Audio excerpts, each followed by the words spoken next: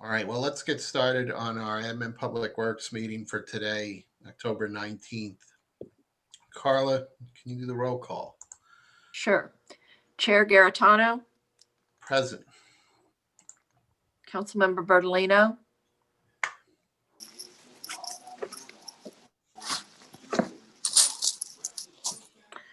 Councilmember Brost, Here.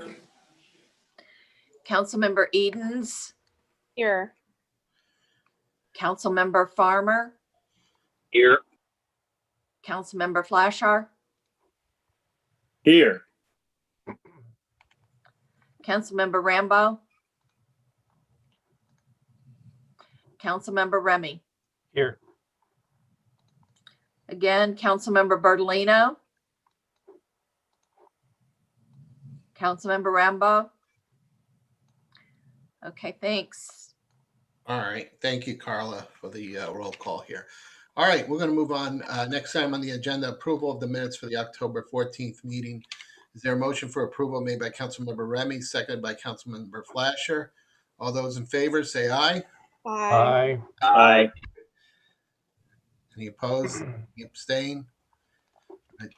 Minutes are approved. Thank you. Do we have any public participation, either comments or folks joining us? I don't see any online. Carla, do you have anything? No, I do not. Okay, thank you.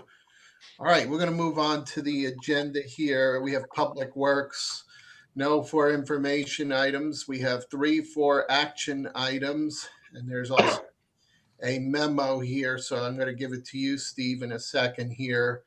And I do also want to share, we do have Director Vunich that's joining us. I asked him to join because of his involvement too with some of the items here in case there are some questions.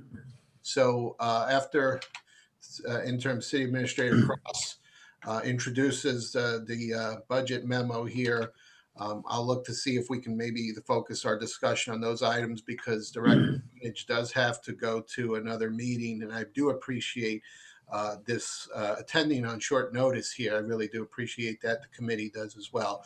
So we figured because of your involvement with some of the work that's been going on, I think that would be great. So Interim City Administrator Steve Cross, it's all yours. Thank you, Joe. Well, just real quick, actually, the memo that was included with the agenda really has been superseded by the mayor's email of late this afternoon, which just basically indicates that all our efforts have been towards working towards a balanced operating and capital budget.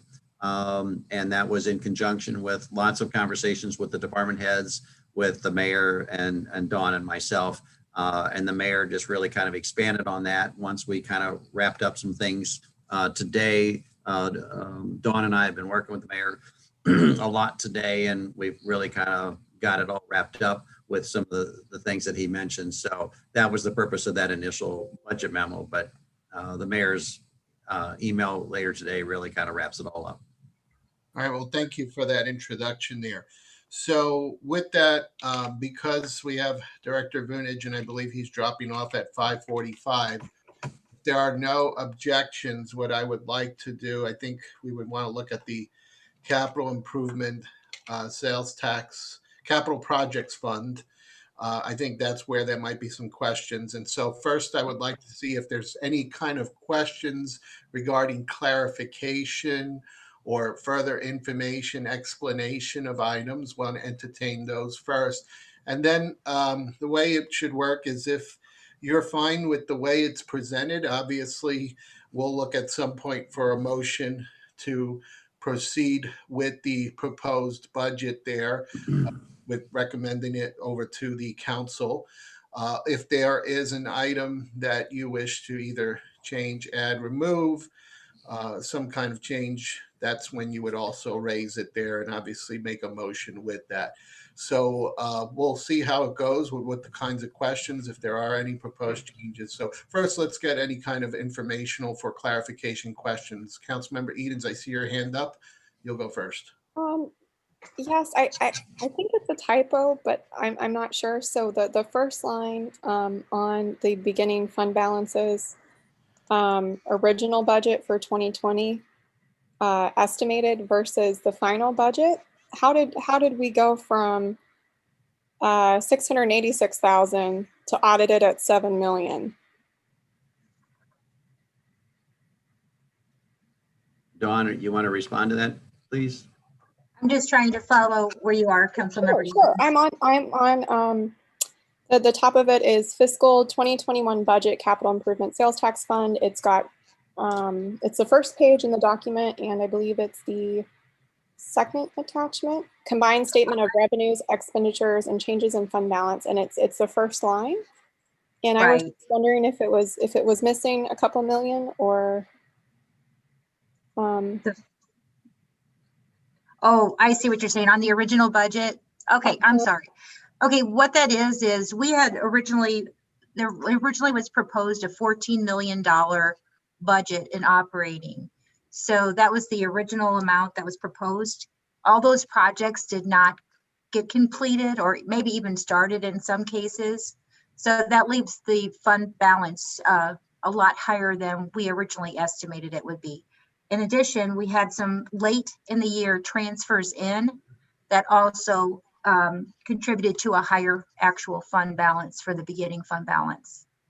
Oh, okay. So is what happened between 2019 and 2020 just significantly more projects, which is why the actual in 2019 was 9 million and change, and we thought the budget would be lower with what's left because you said it was 14. Right. We actually do the budget about this time every year. So the project progression and then those transfers came after the original budget was formulated. So you can see them later on. We're now adjusting those totals were adjusted based on those transfers in and the project delays. So that resulted in the higher beginning fund balance in actual.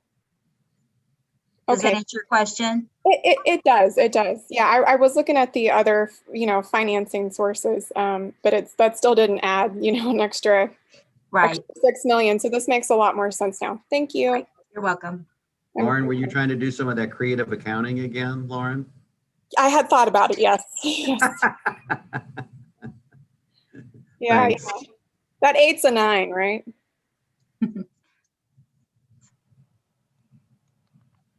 Are you asking me or are you joking? No. Okay. Yeah, I was like,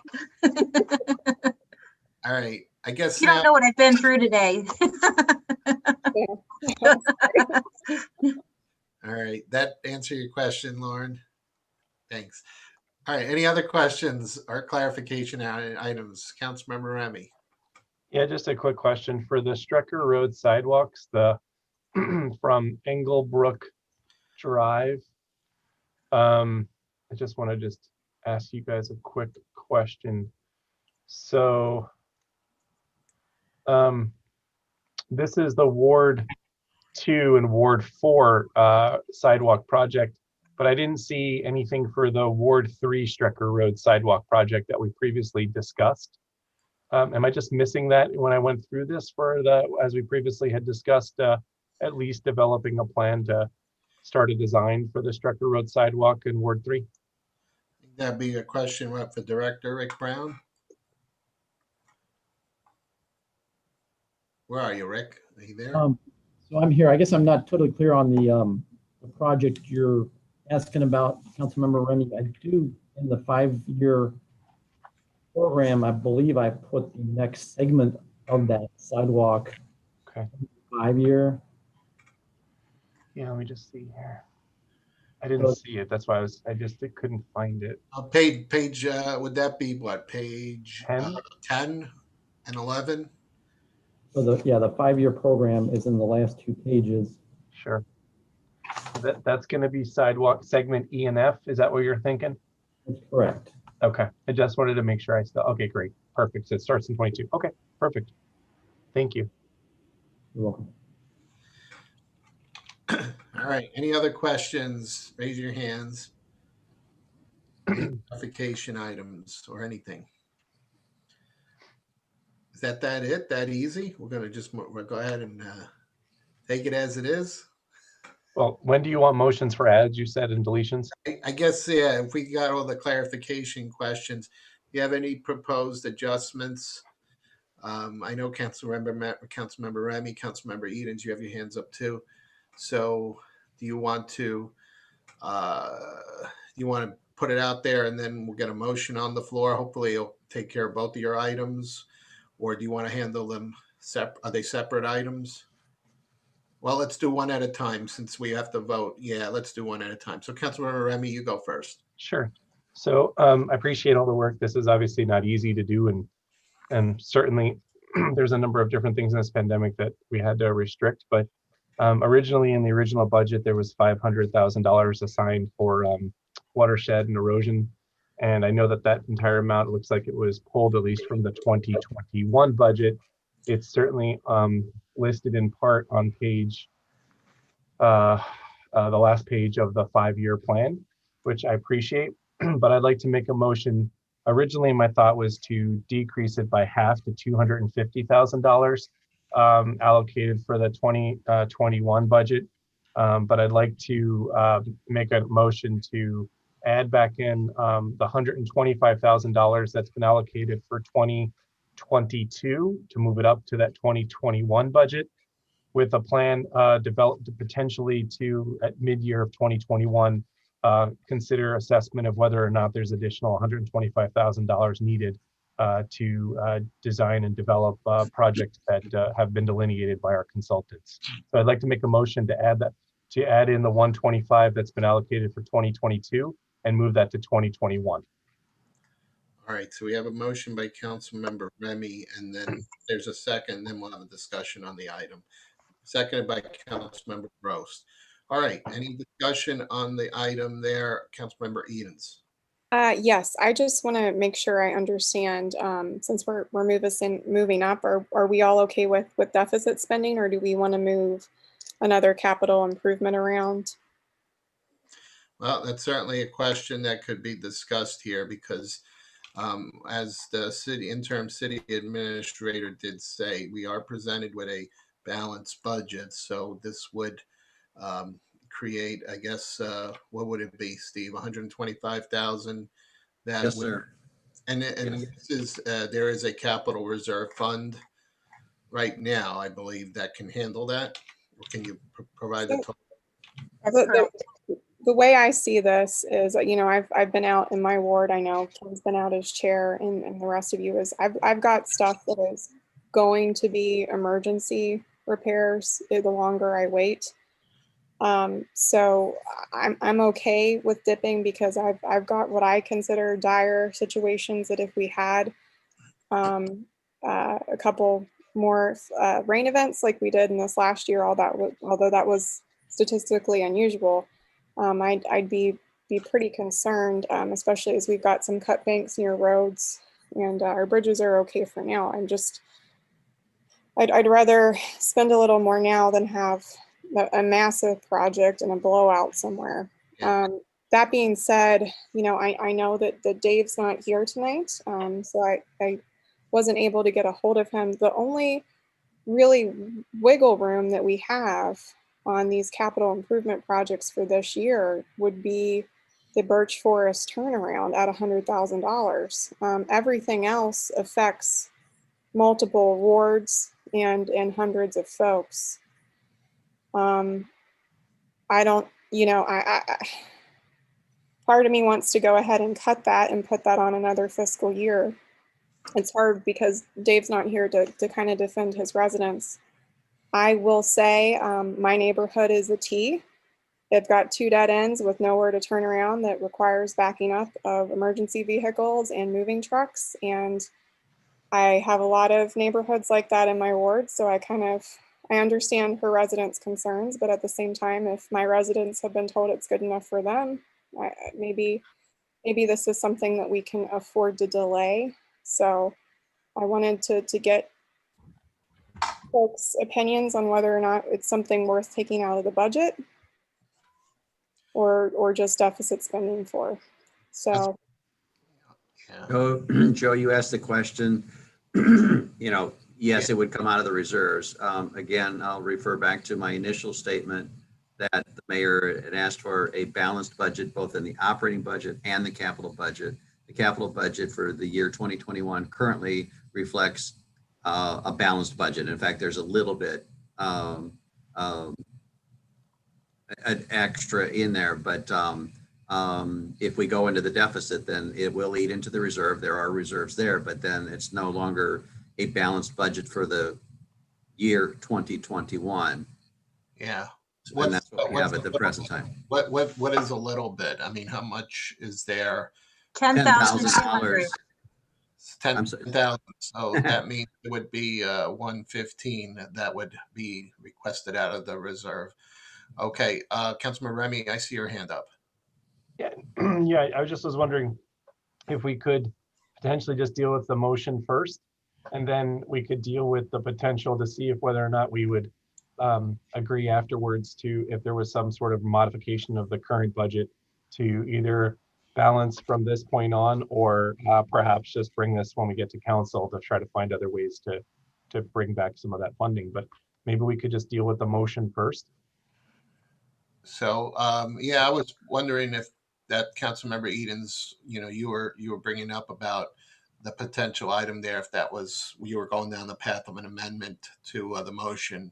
Well, I just didn't know if there were folks that would only vote for Ken's amendment if it was revenue neutral. Got it. Sorry, spending neutral. So I didn't want the motion to fail if we hadn't figured out a way to pay for it, that everybody agreed on it first, because I want to have flexibility in the budget to address erosion issues. So I think we're all trying to get to the same point. So if we address it secondary, that's fine. Well, I'll ask a question. I don't see any hands up right now, and since I asked Director Vunich to join us, I'll make your time worthwhile. So I think Councilmember Remy, I think I know that there's a need for some seed money, right, to get some funds available. Given that this is a priority for the city, it's certainly been talked about as a priority.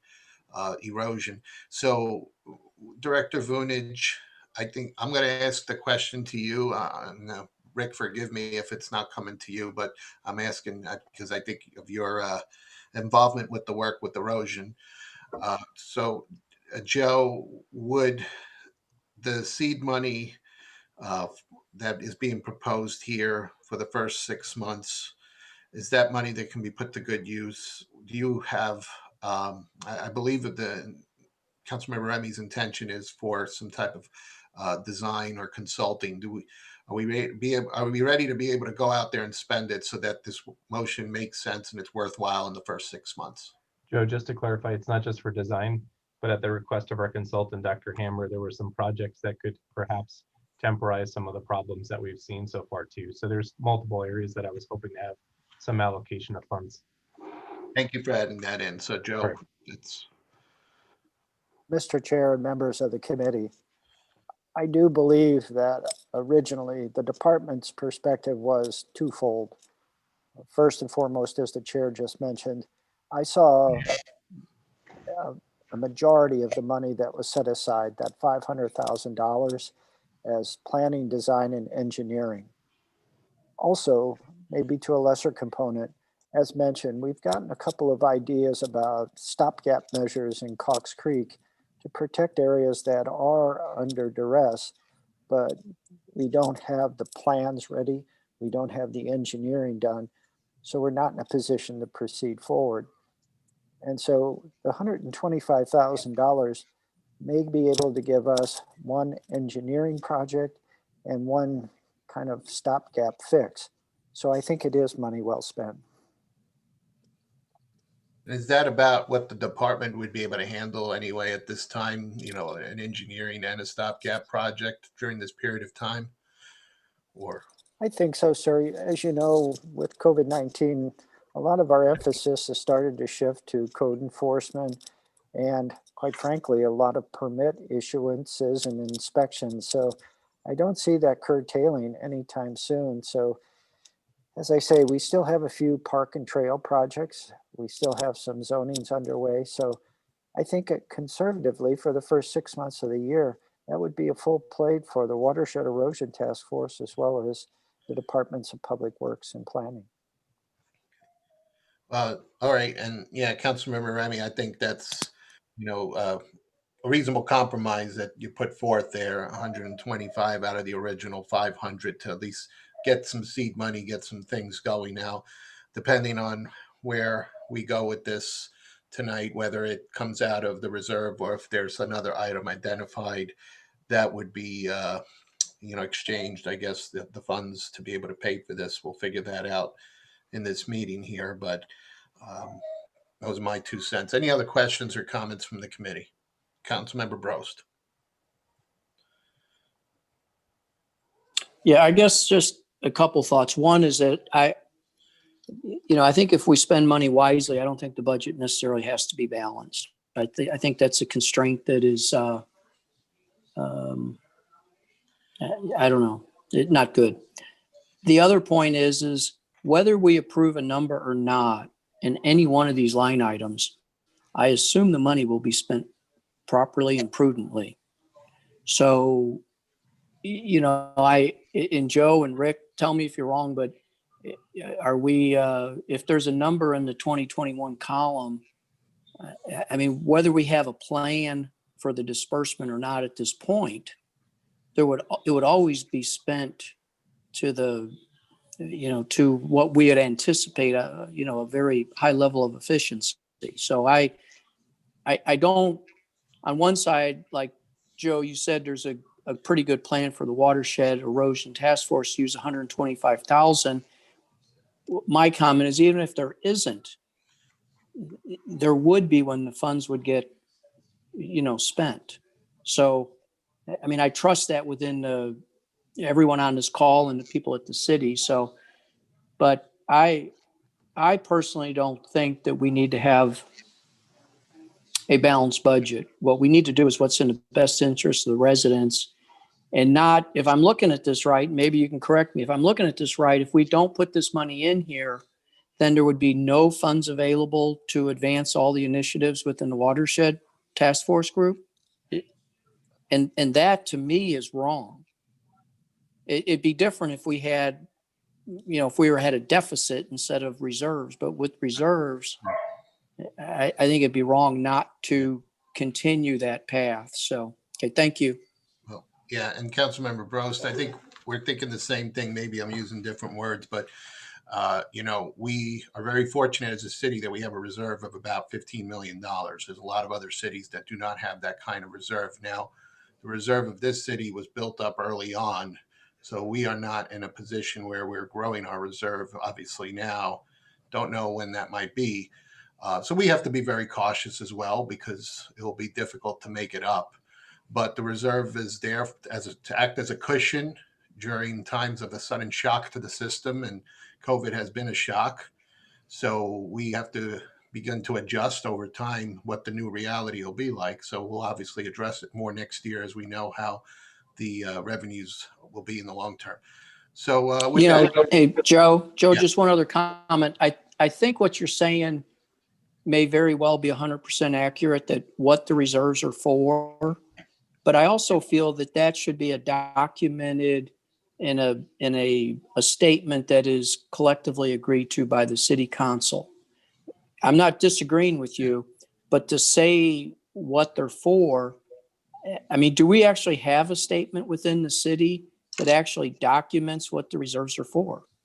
And that's a question. I don't know. Thing, because how do I know that what I think my philosophy aligns with everyone else's philosophy? It's like our own checkbooks and our own savings accounts. Some people save, some people don't, and they're happy both ways. So I think it is true. Maybe we do need something kind of a statement that makes sure we as a council agree with that. But I'll leave the finance people to answer that question. So I don't know if Ms. Kaiser or city administrator. So like you said, maybe leave it to somebody to answer the question. So maybe it's best not to make a statement.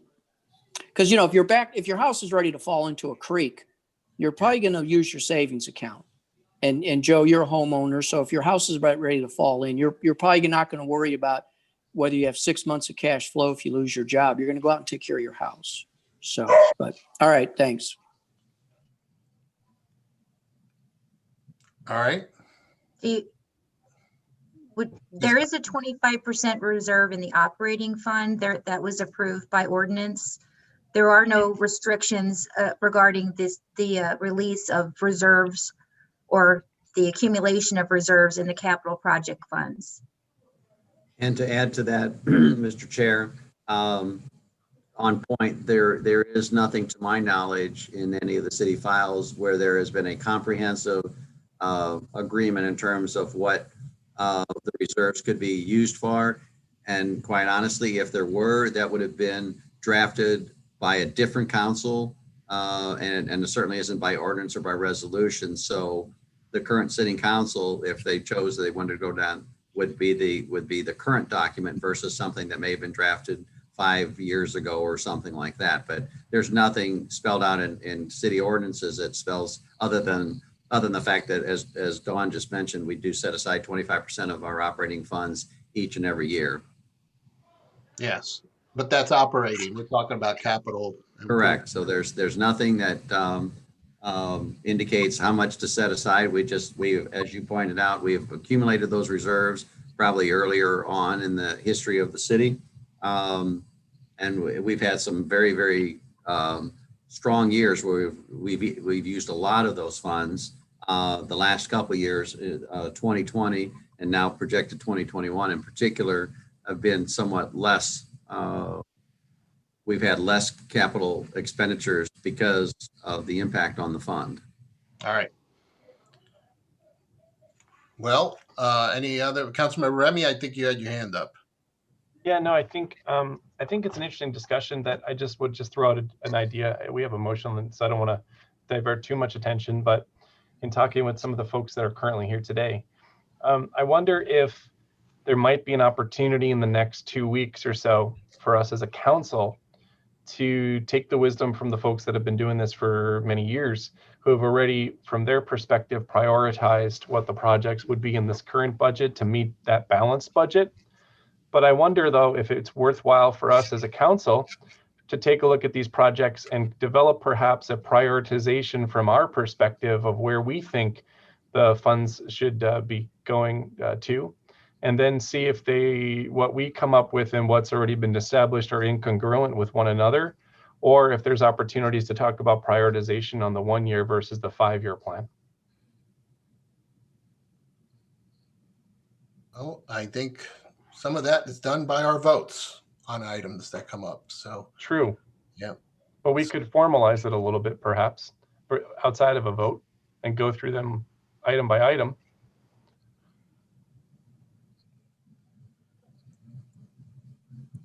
All right, Ms. Edens. I was just going to say, if I remember right from the schedule, and I know it changed, there is a work session item on the 5-year plan. So maybe that already takes care of some of your concerns. And then, thinking about this large list, and then also other departments, like they'll be discussing this in parks and we will in economic development. It's helpful if the committees up front do a lot of the legwork, because I just don't want a discussion with 16 people to get lost and 70-4/60 on here. But I think a broader discussion, right? So like about prioritizing, for me, rural internet and infrastructure with creek erosion, some higher level rather than line items is worthy of certainly doing. Okay. I don't think we have any other further discussion on the motion here. We'll try it by voice vote. Carla, do you have the motion? I do. Is everyone clear on the motion, or do you need it restated? Will you read it, Carl? Please restate. Cut out. Okay. The motion was to move the 125,000 from the 2022 budget to 2021, and at mid-year review, if an additional 125 would be available for the watershed erosion. A little bit. Okay. All right. All those in favor, say aye. Aye. Aye. Any opposed? Any abstain? All right, that motion passes. Is there any other adjustments or motions? Councilmember Edens. Yes, so I would like to make a motion that for fiscal, based on discussions I've had with staff members, that for fiscal year 2022, that the budget includes a new staff member in project management for Public Works, although could be shared with Planning and Parks as needed. Is there a second on the motion? Councilmember Remy? Okay. Any discussion on the matter? Seeing none, I'm going to ask. Unless that's not okay with the department heads, that's just what I understand it to be the needs, so. I guess what I'll ask is for the Department of Public Works Director Rick Brown, just to, is that something that you're aware of? Obviously, it's not on the budget right now, but is that something you have any opinion or comment on at this time? Thank you. There's been in the opinion of, at least in my opinion, there's been a need some time for more emphasis on project management and keeping projects moving forward. And it's really critically important that we do that, in particular with regard to our grant projects. We've had great success getting grant funding, but it's always a challenge getting those projects out the door and approved for construction. So the concern I've had is that we need to put more emphasis on project management. So a full-time individual focused on managing our projects, I think would go a long way. That person could be included with parks projects, not just public works projects, potentially in the future if it was done. So that's kind of where this came from with discussion earlier with Councilmember Edens. Actually, you know what? If we can hold on that motion, because we're still talking about the capital improvement budget and staffing is out of the operating budget. So I want to close out the capital improvement item. I think that would be better way to keep it clean. Just hold that thought. Yeah. I jumped the gun. I was looking at the 5-year plan, and it's had this conversation with Steve. It's not the same budget. I'm so sorry. No problem. I just want to make sure. So from a capital projects fund, we do have to have another motion, I guess, to I guess to recommend. Carla, do you have your hand up? I do. Should that motion be withdrawn then for now? The one that Ms. Edens made? Yes, if that's okay, if the maker and the second can just withdraw for now, and we'll come back to it. All right, so for the capital projects fund, can we get a motion that recommended by the committee with the change that was already approved, that we send that to council? Is there someone that will make a motion? Councilmember Farmer, is there a second? Nobody wants to second it? Councilmember Brost, I see your hand up. Okay, so we're going to have a motion with that how do we want to phrase that? As amended. As amended, we'll pass it over to the council. Thank you. My brain froze for a second. All right, so approval of the Public Works budget as amended. All right, maker and second, are you good with that wording? Yep. Okay. Any other discussion? All those in favor, say aye. Aye. Aye. Any opposed? Any abstain? All right, that motion passes. Thank you. All right, we can close the item out there. So we're going to go to, and Director Vunich, you're welcome to stay, but I think that was really the one item I wanted to make sure you were here for. I know that your involvement with the Erosion Task Force has been tremendous there. So greatly appreciate. You're always welcome to be a guest visitor for the Admin and Public Works Committee. It's a treat to have you here tonight. Committee members, before you let Mr. Vunich go, you should all know that today is his birthday. Hey. He told me that he is 39 today. So you all may want to, you either want to wish him birthday or tell him that he's not speaking. He speaks with a tongue. But anyway, it is his birthday today. Happy birthday. Happy birthday. Thank you all. I had cake for breakfast, so happy birthday. Good. And thank you for your hospitality inviting me tonight. Best Thank of you. luck with the rest of the budget. All right. Good evening. All right, we're going to go back to then the item, the Public Works budget item. So hopefully you got that all open in front of you. Are there any questions or any clarification items for Director Brown? Councilmember Farmer. So this might be getting a little bit ahead of things. So kind of along the lines of Ms. Eden's possible adjustment here on a person. I mean, I am somewhat of the opinion that, you know, we do a great job of getting things, but it's difficult to get some of these things managed to the point of getting them done. I mean, I get that the numbers are tight, but waiting another year is, you know, I mean, it's something I deal with at my company all the time. It's like, we can wait all day long, but if we don't have the people that can make this happen, then, you know, at the end of the day, it's not going to make any difference. So, I mean, Rick, from your perspective, you know, I think based on what I see you guys do, this seems like a pretty dramatic need. I don't know that waiting another year is the best plan. Even, you know, I understand that might be what we need to do, but am I misunderstanding that? No, certainly we could take advantage of it as soon as it's available. We actually did have a maintenance worker, another hire in the budget, but I believe it did get removed when we made the last cuts. And the idea actually, in my mind, my plan was at some point to add another, not necessarily a project manager, but to add another maintenance worker or arborist to the staff, ideally, and then move over or free up existing staff so that we could spend more emphasis on project management.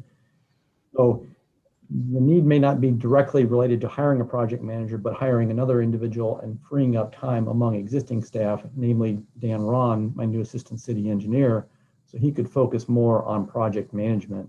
That was really kind of the direction I was headed with it, frankly. But having the monies in the budget to add staff, even if it was a maintenance worker, I think I could move around responsibilities and put more emphasis on project management, if that makes sense. Yeah, I mean, at least in my hiring experience, you know, finding the right people is always sort of the hardest thing. Somebody that actually knows and understands the intricacies of the organization and what the goals are. So if there's somebody in-house that you think would be able to do that, and then I assume I'm somewhat ignorant of exactly how much somebody like this would cost. I imagine hiring a different level person and elevating somebody is probably more economical than trying to hire a project manager, so to speak. Well, I think there's a need. I think we have that skill set available already. It's just having the time to emphasize project management. What tends to happen right now is that we can manage projects. We have some time to put into that effort. But when we go into construction of a project, historically, the assistant city engineer position has followed that project into the field essentially. And so when we're building things, we tend to lag behind in our project management, and projects languish from the design side, if that makes sense. So the goal is to have more time in the office, keep the projects moving, and then feed us a continuous flow of project construction to get them built. Right now, it tends to be one or the other, unfortunately. All right, Councilmember Brost. Yeah, Joe, I think following in your line, and maybe a question for Steve or Rick, is that I found in running my company, the best time to hire somebody is when the right person walks through the door. And, you know, to me, and part of what you're saying, Rick, I would expand on in many ways with how you're thinking. So I like your thought process, but if the right person walked through the door, are we saying as a city that the staff is so constrained by this, as far as I'm concerned, the artificial constraints of a budget, that we would turn the right person away? Who wants to try to answer that? No, I mean, if at any time the council could put forth something and have a discussion and vote on it, we do mid-year budget review. But Well, Joe, you're going way too much. If the right person walked through the door tomorrow, would we turn them away? Steve, would we turn them away? If Mr. Brown had a candidate approach him and he wasn't expecting it, and this was somebody he absolutely needed or really felt that he needed, his responsibility would be to bring it to my attention. And if he felt strongly about it, then we would carry it on up the line. So the short answer would be I would hope that we would not. And so it would go up the line, and the decision makers would decide, that, I mean, a budget's a budget. You all know that. Mr. Broche, you know that better than anybody. So it's just a budget. So if there's somebody that Mr. Brown would like to hire, we have a process here, and ultimately there are decision makers, and you all are part of the 16 to decide, go ahead and spend the money and hire that person. So what would the duration of that decision take? Like what's that decision? Because that person's gone before we make a decision is maybe what you're saying.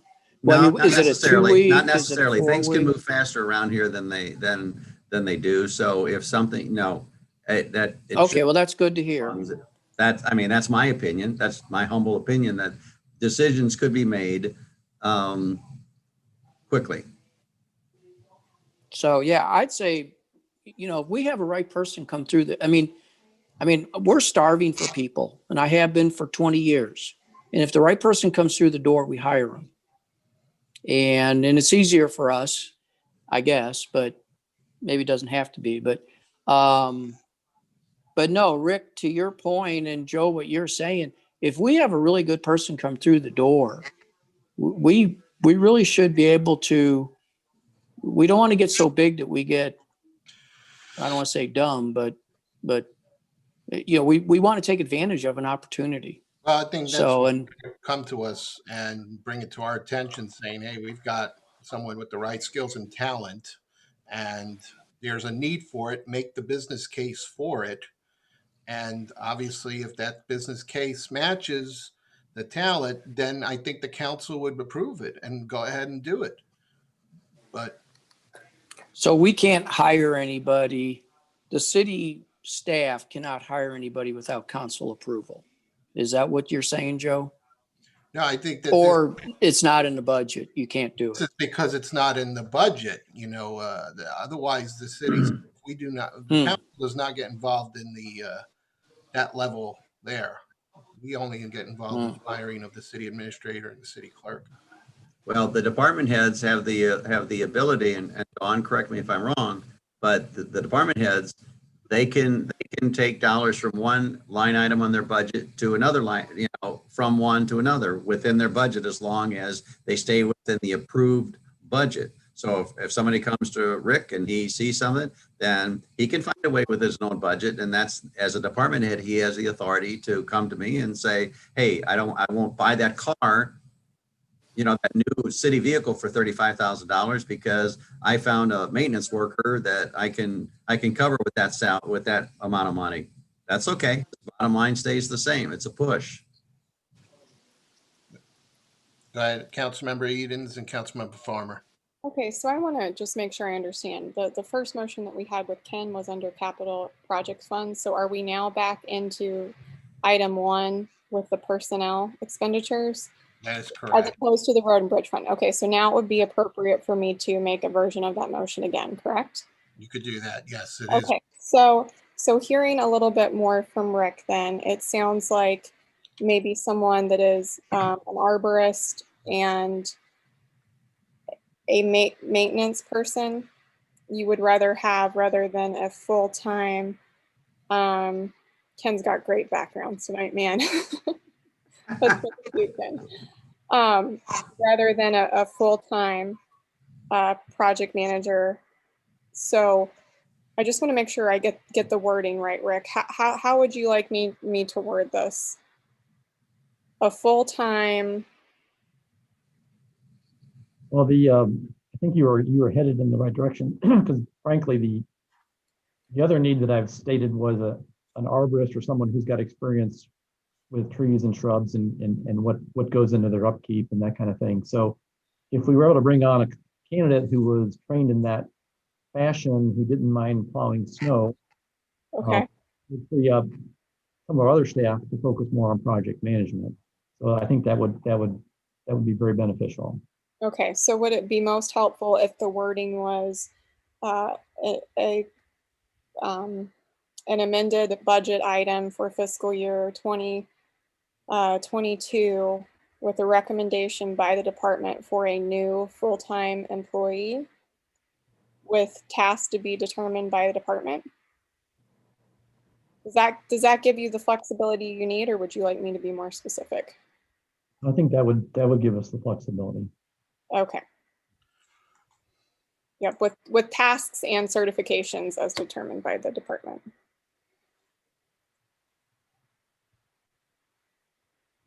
Councilmember Farmer, you're making that motion there, so is there a second before we,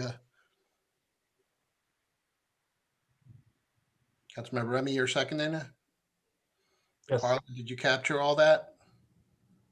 I have a question. So this is for amending for budget for 2022?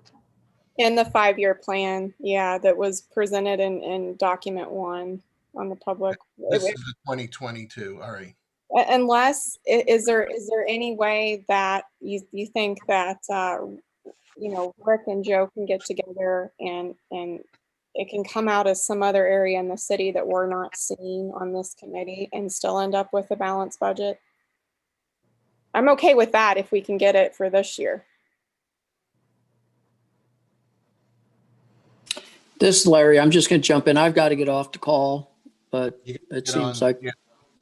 so it seems like there's still plenty quorum. Okay, thank you. Have a good meeting.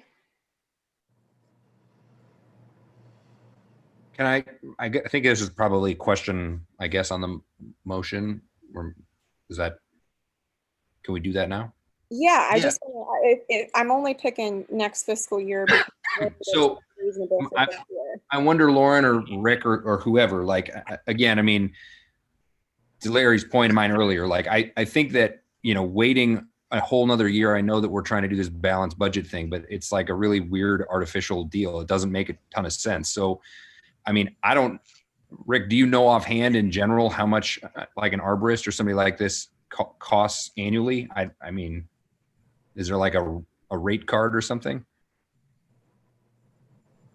Councilmember, we I guess to answer your question, we probably have not looked into what it would really take to hire an arborist. We had some monies in the budget actually this year potentially to hire a maintenance worker, but I'm expecting an arborist would be a little bit beyond that cost. But no, we really haven't done a lot of investigation in terms of an arborist maybe with some experience might really cost. And then of course you have to factor in the benefits as well. Yeah, I mean, Steve, this is maybe, again, I know some of you guys hate when I say this, like, this is kind of my first go with this thing. So I'm not exactly certain how all of this works, but I mean, if we allocate money and that money isn't in fact spent, it just rolls back into an account somewhere, correct? Each budget year is handled as a discrete year, and those monies are there. If they aren't spent, they aren't spent. The next year, 2022, is a brand new budget with new projections for revenues and expenditures.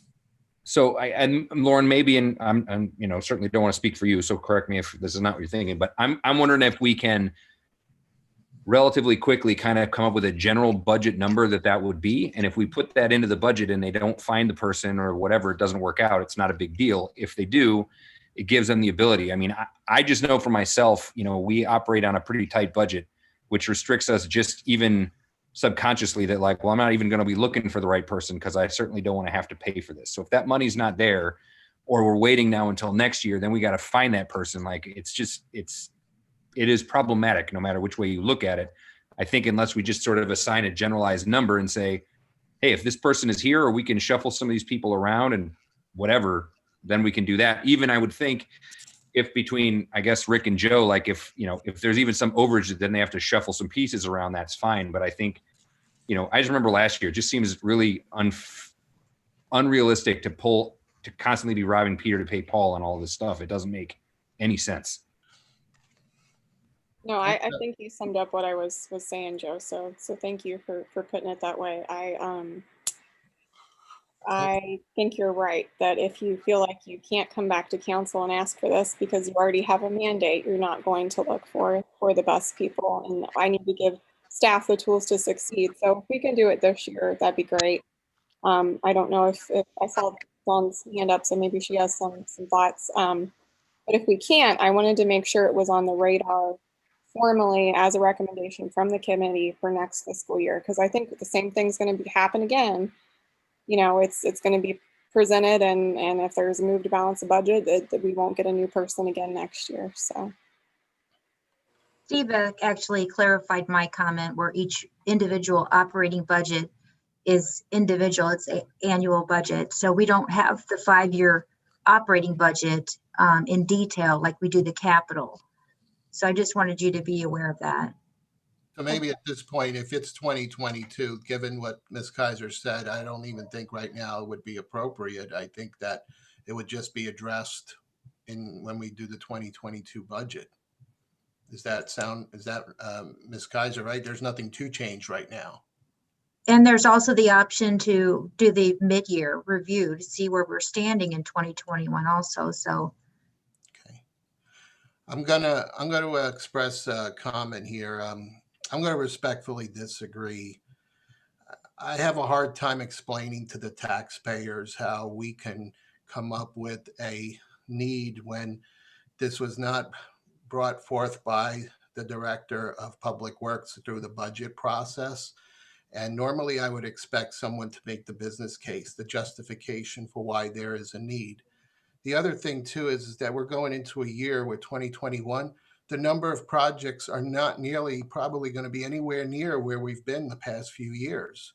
We're going to a period where we're going into contraction here, so there's going to be less work. It's already evident in the Department of Planning.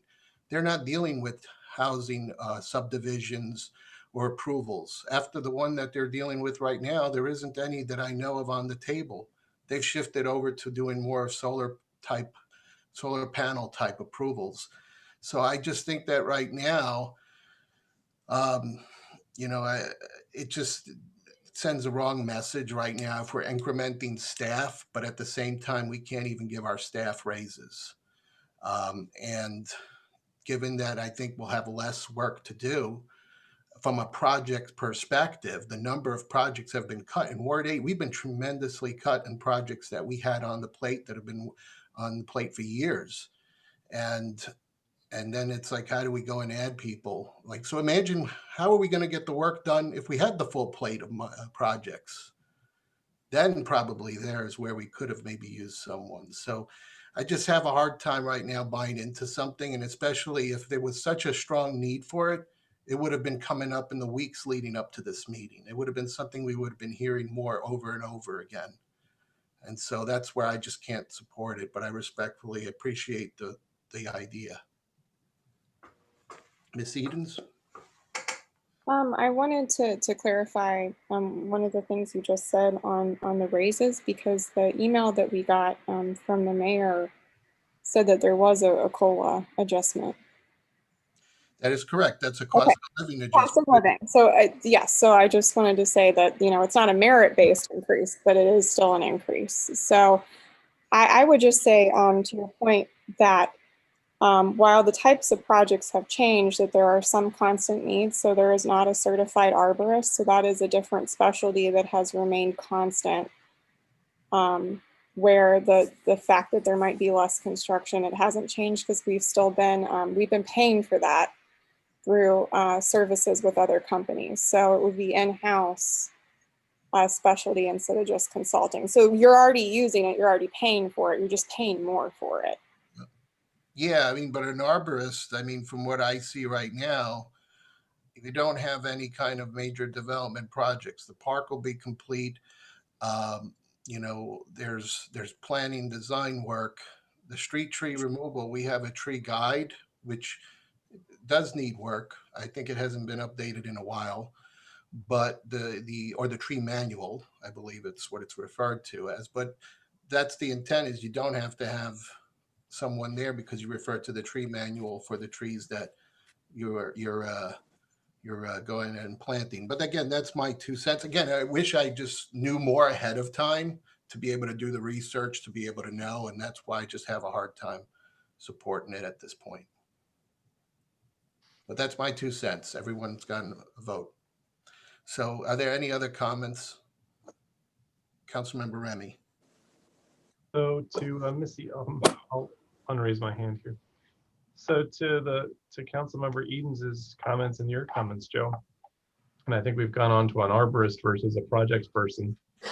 But if we're not going to potentially put in the budget for 2021, even though it could be helpful for our current city staff, I think you bring up a good point that I actually really want to talk about, which is this has been a very unique time frame for our city employees.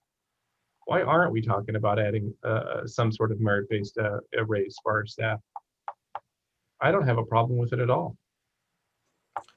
I think that would be outside of this motion right now. We can have that discussion when we get to either after this motion or when we get into administration. Okay. Yeah. All right. So there's a motion on the floor. Any other questions or comments? Oh, Mr. Councilmember Rambo, I see your Yeah, hand. Joe, I've had it up for a half hour. I don't know what's going on, but the conversation kind of moved forward on this whole adding a person conversation. I was hoping to make a business case for that. I've had a couple of lengthy discussions on that very point. I think it makes a lot of sense. I wish Joe Vunich was here because this position could potentially help planning and parks as well as the public works.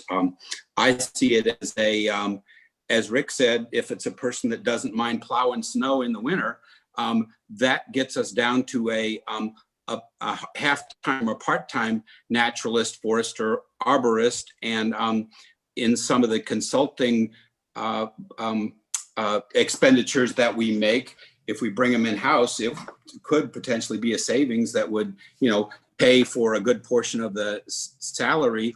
These are relatively low-cost resources. In general, those kinds of folks don't get paid much more than, say, an administrative staff in the 40K range kind of thing. And we're doing that. We may be doing that in the ASH program, but I see them as being able to handle that program, check all the trees, manage those processes, review the tree preservation plans and landscape plans for developments, manage our plantings list, and ensure that that is adhered to in these in new construction. Review the watershed improvements that we make to ensure that they're environmentally friendly, and just whole lots of things. But I've had a number of resident inquiries about such topics. I have this invasive species, this problem with my tree. Those are the kinds of calls I get, and being able to claim that we have, let's call it a forester rather than an arborist, because an arborist is a special skill set. They have to spend several thousand hours in the business, that is trimming trees and so on and so forth. They may or may not have the environmental sensitivity that we would really be looking for in this position. But I really think Wildwood takes pride in such things. We were first in the nation with Grand Tree Ordinance. I think it's a way to lead again, in a really, really cost-effective way. I haven't had the time or the inclination to do the business case, but I really think it may make itself. So I just wanted to say that I completely agree with Mr. Brown's assertion that we should, look for somebody like this. And I don't think it would be a very costly move. So that's my spiel. Any other questions or comments? All right, so we got the motion on the floor. Anyone, Carla? So is this motion amending to be for 2021 now? Is there an amendment for that? Let's say keep it at 2022. But can we add with an assessment at mid-year for fiscal year 2021? And that if Ms. the Kaiser's second doesn't point- object.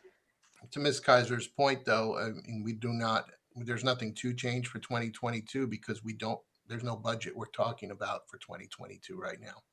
And as far as 2021 goes, again, a motion doesn't need to be made. That's part and parcel of what we do. We will look at the 2021 budget mid-year anyway and assess where we are. And if 2021 is turning out to be a really bad year, we'll have to make some decisions then. If it turns out to be where we're doing better than we thought, then Rick can make a proposition then to say he'd like to do something. So that's going to happen anyway. So no motion is needed in that regard. Okay. Yeah. And then I understand what you're saying, Joe, that this is not the detailed full version, but just like we're doing a non-detailed version for the 5-year plan, I wanted to make sure that it was included.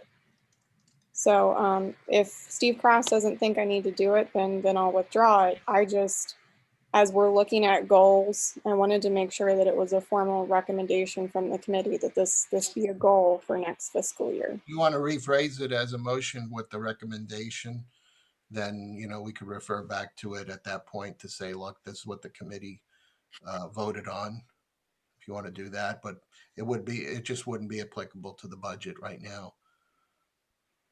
I would say too that Rick doesn't have to wait till mid-year either to, if he finds someone and he wants to bring that option to the council, that can be done sooner.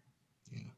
I mean, that's where I would prefer, again, I just really wish there was more time to analyze and to understand the need to be able to support it. And this is where if Rick can come up with a job description and exactly what this person's going to be doing and knowing the projects that we're going to be working on in 2021, then tell us which ones they're going to be involved in so that we can see the justification there. That's my opinion.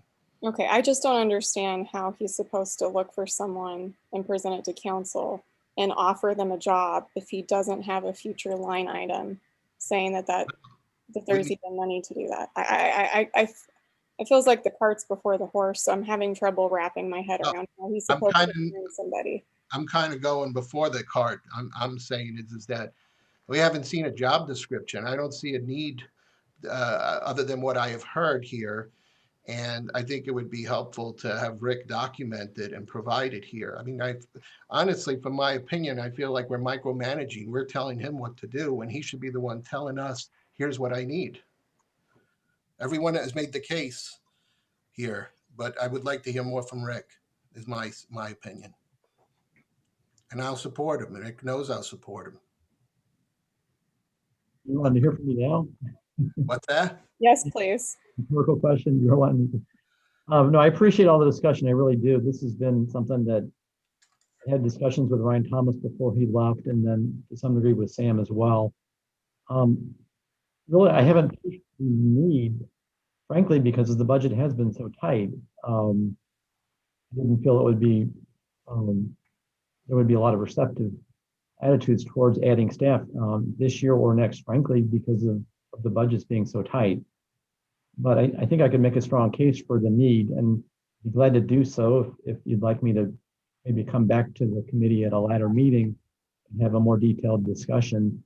It is a little bit difficult to engage in a search when you don't have budgets, authorized to do that. So it has put us in a tough spot to engage in a serious conversation or dialogue with a potential candidate if you're not certain you can move forward with that hire. So typically, I think we've had that in the budget and the monies are there budgeted for that year, and that allows us to go forward with advertising and so forth. But I do realize this is the last minute discussion we're having here. And I do appreciate, I really do. I think it's a position that would bring a lot of value to the city and is long overdue in my mind. Well, we again certainly welcome. If you want to make a motion for the 2021 budget, you can do that now. or bring it up at mid-year, or if Mr. Brown wants to come at any point in the time and say, look, hey, I've got a need for this and I need funding for it, then we can visit it then. So to be clear, are you ruling my motion out of order? Well, your motion was for 2022. There is no 2022. Or at mid-year? Well- I'm essentially trying to add it to the goal list. Like, I understand that we're not approving fiscal year 2022, but we are looking at the 5-year plan. I don't know that, is there a 5-year plan that we can change for this, Ms. Kaiser? We don't have a operating 5-year plan that has specific line item projects like the Capitol does.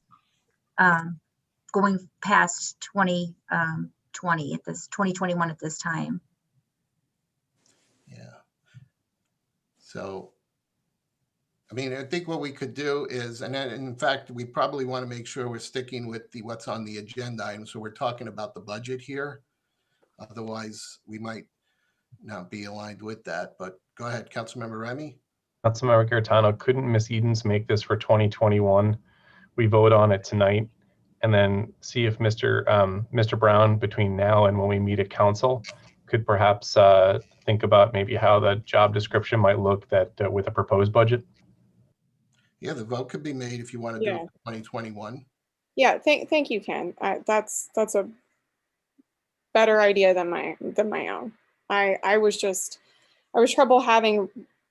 having trouble wrapping my head around why it wasn't applicable for tonight when we had capital improvement projects that we were reviewing on lists that went beyond fiscal year 2021. And so certainly I don't want to do anything that's not on the agenda. I just thought it made sense to include it tonight. But let's do that. Let's have Rick come back to us with a cost estimate and job description for hiring a new employee, as seen fit by the department for fiscal year 2021. But should we pass at least the line item budget item now, so at least that we've allocated the funds, even though at council this may be changed, so that way there's some certainty. I don't want Mr. Brown to do this work to go to council when it's coming out of our committee. Maybe we could just make the recommendation. Like a rough salary with benefits? Sure. Okay. I don't have a clue about that number. Yeah, So do you know what the number, you know, well, that's the thing. Do we have a number? Do we know what it would be? What's the additive for benefits? Because 30 I can throw out a number of 40K is probably 30%. good. 50 at the top end. 30% benefits. Okay, so Rambo. So we're talking 65, 70K, something like that, I guess.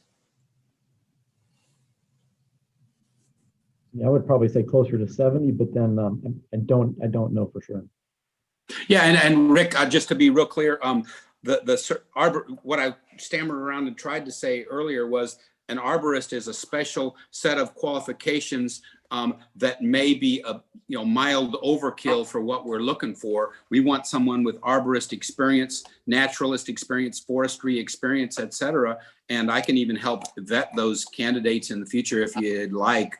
But the road to an arborist certification takes several thousand hours above and beyond the kind of training. And it's mostly just trimming trees and repetitive stuff.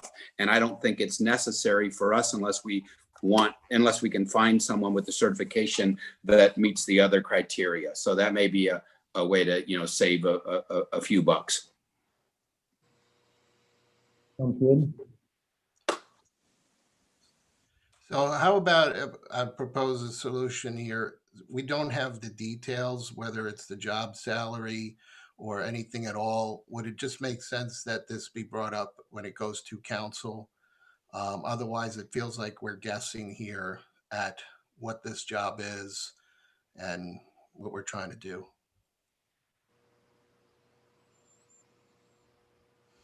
I would be okay with that. At the worst case, council says, I'm sorry, Joe, I didn't have my hand up. I just jumped in. No, go ahead. at the worst case, council says no, or wait until mid-year. If there's no money at mid-year, we're back where I started with my motion for the next fiscal year. So that would be fine. Yeah, I think it would just be better to have the details. We just don't have any enough information right now to really act on it. I think we're guessing here. And Mr. Councilmember Farmer, you had your hand up. Yeah, I mean, I think this is I think this is the right time. So maybe I think this is a question for Steve. So like, I heard what Rick said. He talked to this.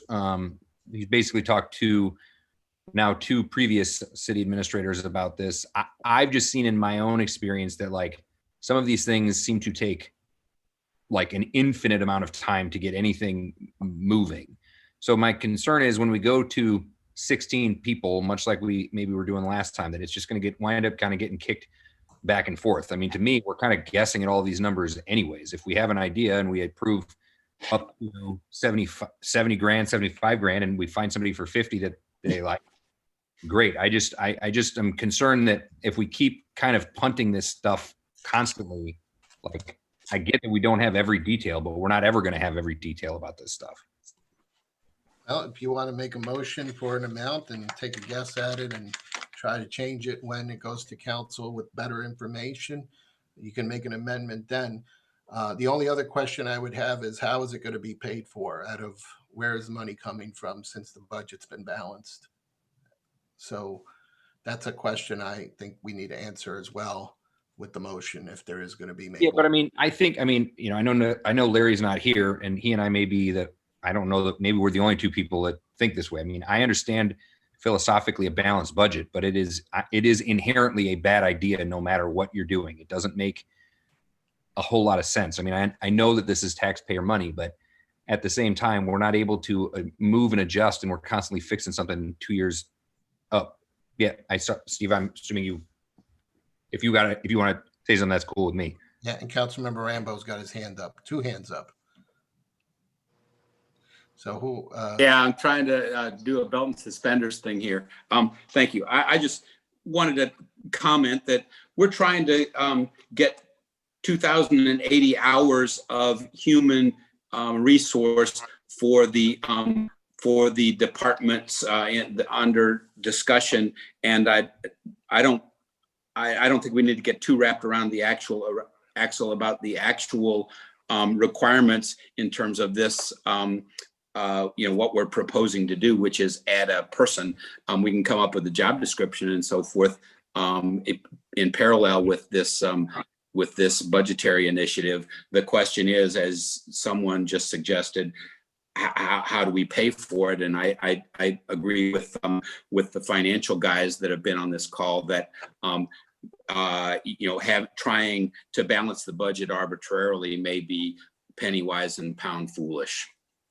I'd see this position as saving us some money, or at least not costing us much.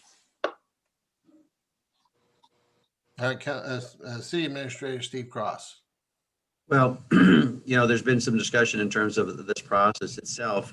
What I would offer is, you know, if you're looking for how would this process work, if someone wants to make a motion and say, you know, that you're going to authorize, you know, Rick to do a search for a person, whatever you want to call it, at a price, you know, salary and benefits not to exceed X amount, 90K, 100K, whatever. You can pass that and that motion, and then when you go to council next Monday, and when it's before council, this item and any other items that are adjusting the budget as presented by the mayor at this point, you all will decide next Monday whether it's a go or no go.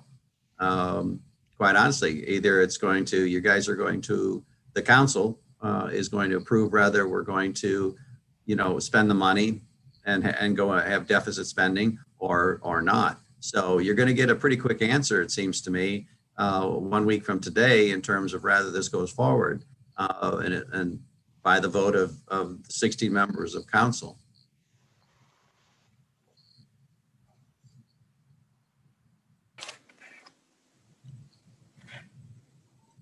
Councilmember Edens and Councilmember Rambo.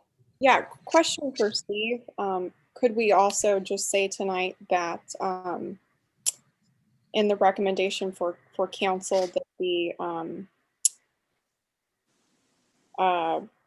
cost be recommended at council? In other words, could Rick use that time to determine what the competitive salary would be for that particular job description?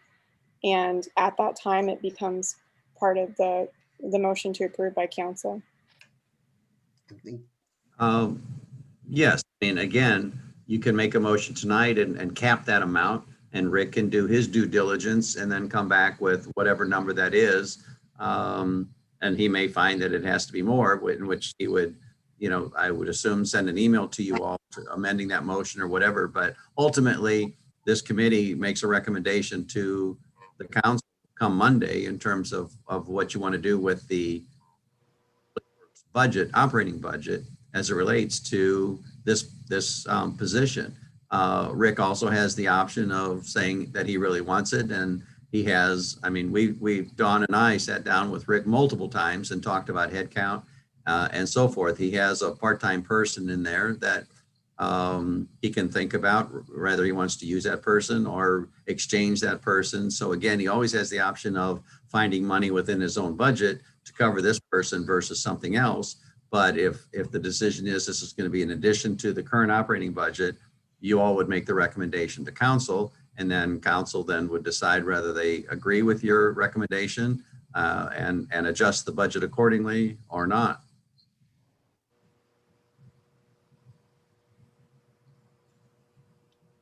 Councilmember Rambo, you up? Or Ms. Edens? Yes. I just wanted to say that I think the mayor is clearly very strongly in support of balancing our budget or bringing home a balanced budget if at all possible. So this might be an uphill battle, but I agree with what Steve was just saying. I just want to say that I Googled here arborist salaries, and the 25th percentile is 44 grand. And the 75th percentile is 63,000, and that if you meet them in the middle, it's a little over 50, and that is for a typical climbing arborist, which means they're risking their life climbing 50 feet up trees and limbing them and doing all those kinds of hazardous duties. I think that would be sort of secondary concern. And so we're back to the 50 grand salary plus whatever the benefits are, which Steve said is 30%. So it's, 65,000 to 70,000. I just wanted to throw that.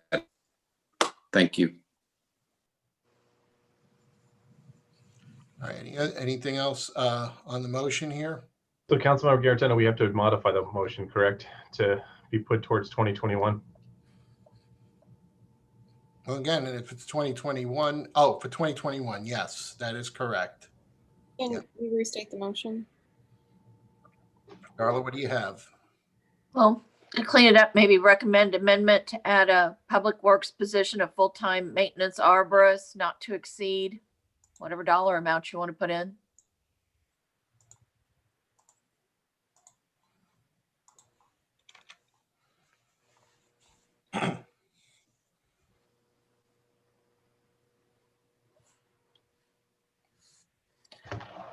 So do you have a dollar amount? I'd say at least easily 100,000 or more between salary, Wow. taxes, and benefit. I'll take it. I'll take it. I mean, 100,000 is probably a $50,000 annual salary. Do we really? Because Steve said 30% benefits. I don't know. So, and on top of well, I don't know what the number is. Maybe it is 30%. You got the health. 55 grand plus 30%. Dawn's got her hand up. I'll say that we're individually rated for our health insurance, so the percentage of benefits can vary because we are so small. So sorry.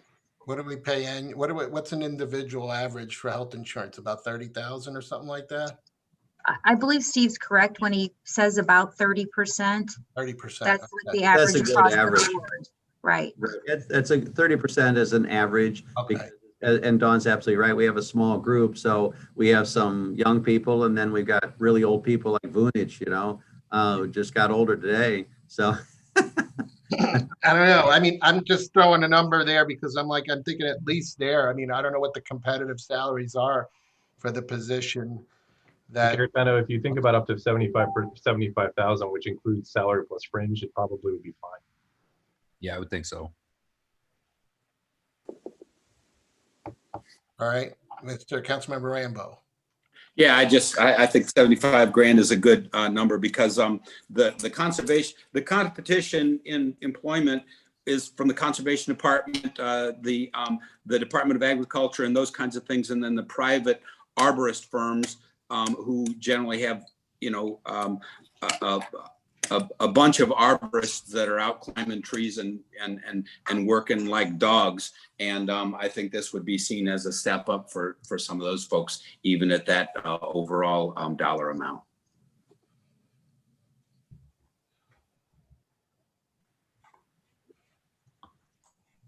So does Lauren have to amend the amendment, I guess? I do. Oh, okay. So,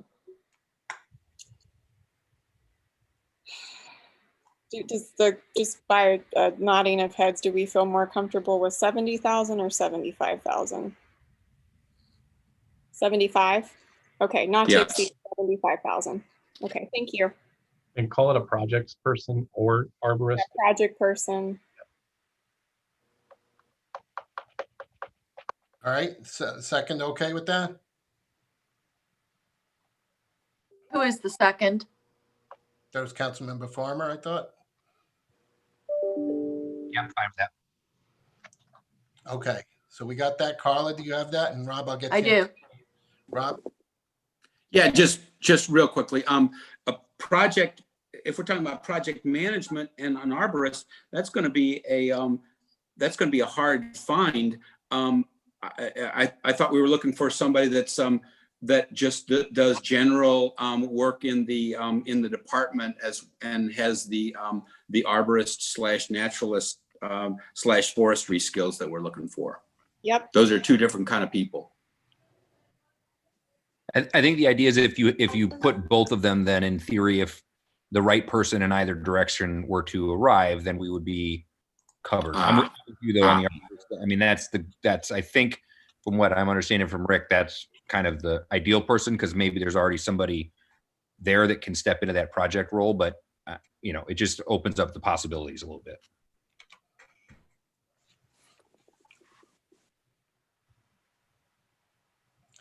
So has that changed to the motion or is there just, was that just a comment, Rob? Yeah, I was just saying that the project management skills are a different set of skills entirely. And I think the need was for the botanical, skills. And I don't know that we can water the job description down to be both unless we just say it's the best available athlete and we're trying to give Steve Rick some running room. So I don't have strong preference either way. I just wanted to throw it out there that we're not thinking about the position as an arborist. We're thinking about an arborist / project manager, and they're two different people. Yeah. I thought when we did the amendment that it was just general vague to hire a staff member. I think when we amended it and we set up to 75,000, it didn't include a lot of descriptive words. That's how I meant to amend it. Mr. Cross. You all are having a great discussion with regards to what you call the position and the salary for that position. But I would just add that as the interim city administrator, I sure would feel a whole lot more comfortable if there was something submitted in writing as to the real need for this position. I think we're talking about details, and it hasn't been proven, certainly to me. And I would ask that the committee consider the same thing to in writing, see what the heck this position is to do. We don't have any of that, and this is a very broad, general discussion. So how about this? I mean, when it's going to council, it's just the first time that it's going to council next week. We're not going to do the final approval next week, are we, Steve? So I see Dawn is saying no. So at this point right now, there is still opportunity to do some changes because normally we don't even do the final vote on the final budget until like December. That's correct. So we've got a little bit of breathing room. I think maybe we might be jumping too quickly to it. So with that, maybe we do have time where we can get this information, bring it to council next week. It is still a draft. And then either, with that, make the motion. We also have Admin Public Works the day after. So we can certainly add it to the agenda then. I mean, that's what I think would be the case. That's the whole point of presenting it early to the council. I think we're kind of having a hard time getting through this one here. It's a little painful.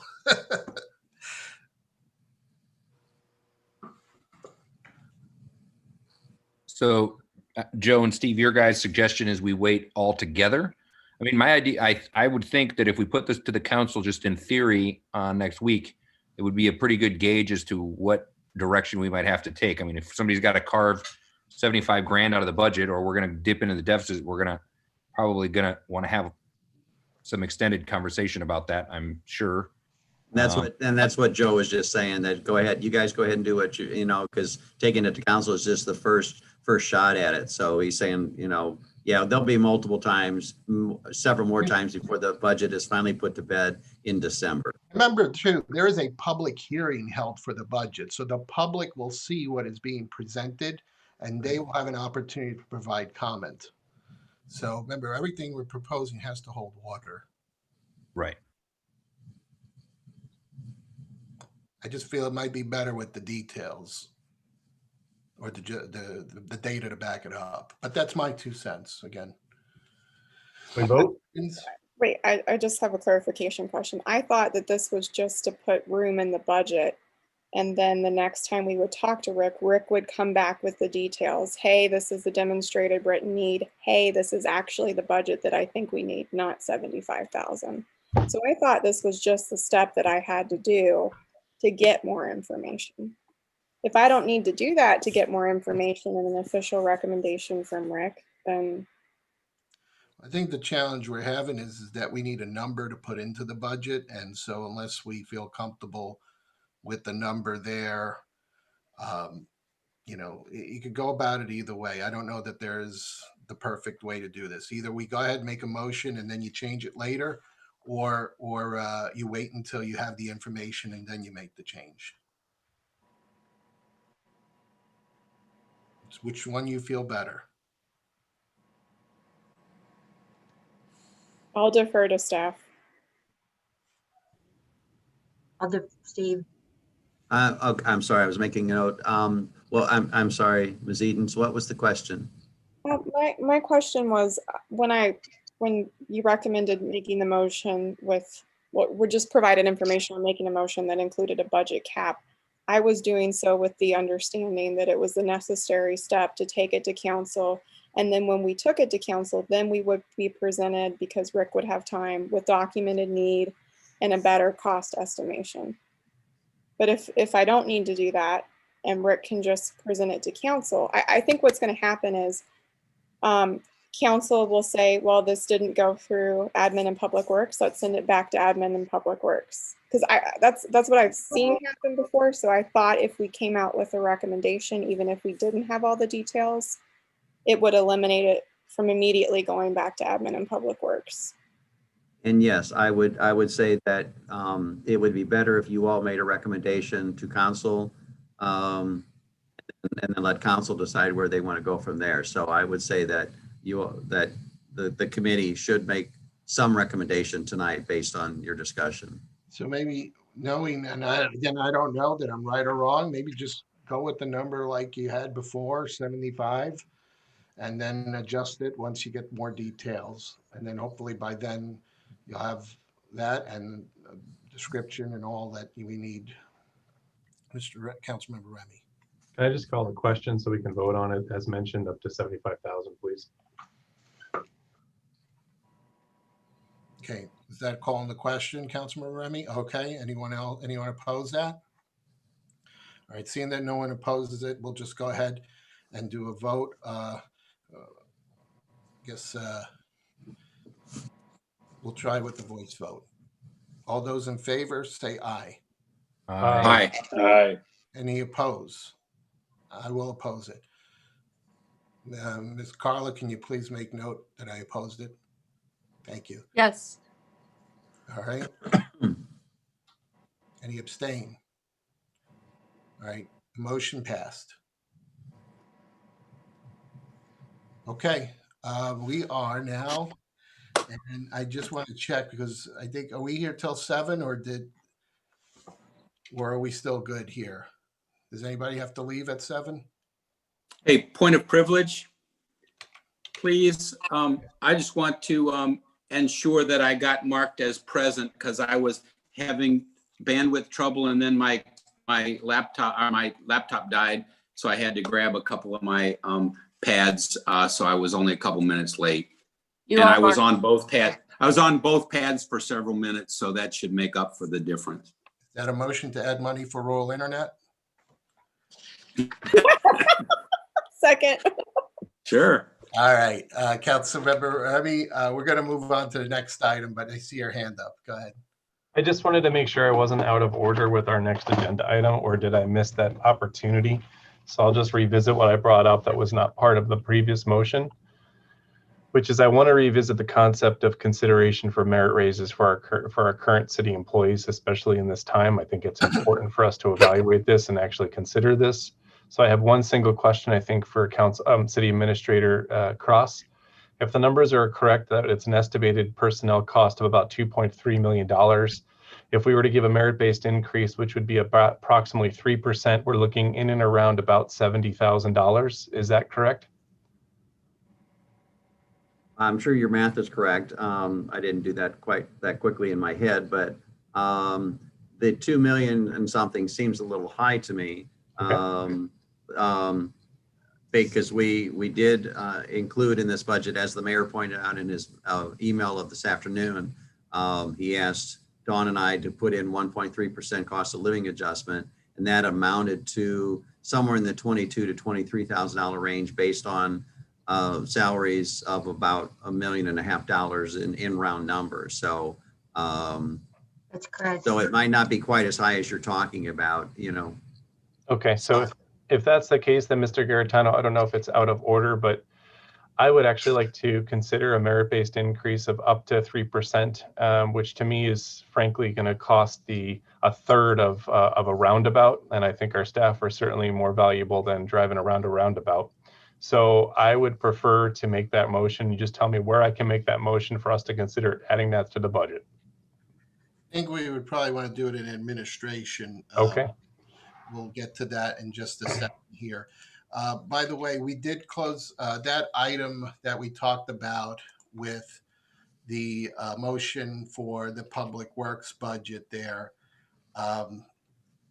Now, we did not identify any place where the funding would come from that. So therefore, that would be an impact to the, I'll let Ms. Kaiser or Mr. Cross answer. How will that be paid for based on the current motion? Unless you found something else to cut, it would dip into the fund balance. So it would cause a deficit for revenues over expenditures. In this case, expenditures over revenues, yeah. Right. So then in just into that point, Councilmember Garitano, so if Councilmember Bertolino was at the city council meeting and we agreed that we could push the item for $100,000 over to 2022, then we would, in essence, then retain a positive $30,000 or $25,000. We did make the amendment earlier, the motion earlier for the erosion task force increase, and there could be a possibility of us moving some funds to also balance the budget from that perspective. They're different buckets of money. They're different. I understand, but they're different buckets of money that we could talk about when we have some other council members at the table. Well, you can't move capital projects money to paying for salaries. Yeah, no, I understand. So as of now, then running total would be that the funding for that item, the capital projects would be the 125 would come out of that capital projects fund. And then right now, the proposed salary would come out of the operating fund reserve at this time. All right. We'll move on to then the next item, which is the combined road and bridge fund. Carla, did you have any? Do we need a motion to approve the public works budget as amended? Thank you for calling that out, Carla. Thanks. So yes, if we can get a motion to approve it as amended. Okay, I saw a lot of hands up. So if I can just, I saw Councilmember Remy and Councilmember Farmer first there. So Remy is the maker, Farmer is the second. Here. Perfect. Okay. All right, all those in favor, say aye. Aye. Aye. Aye. Aye. And I am going to oppose it.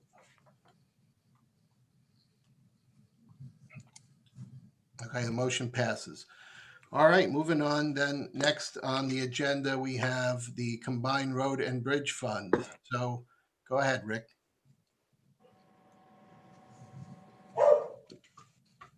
Council members, I don't have anything specifically prepared over the Road and Bridge Fund, but if you are looking at the statement, I do have listed all our expenditures planned for 2021. Most of these expenditures are similar to 2020, although I will point out to keep the budget the expenditures matching our revenue, we did cut back on our asphalt resurfacing program for 2021 a bit, which was unfortunate, but that is the reality of the situation. Concrete pavement replacement, we've kept that capital maintenance item about the same, maybe slightly greater than it was. But we are cutting back the asphalt resurfacing a little bit for 2021. Otherwise, most of the expenditures are similar or scaled back slightly. We do have the project in there for replacement of curbs in Evergreen Forest, which was requested.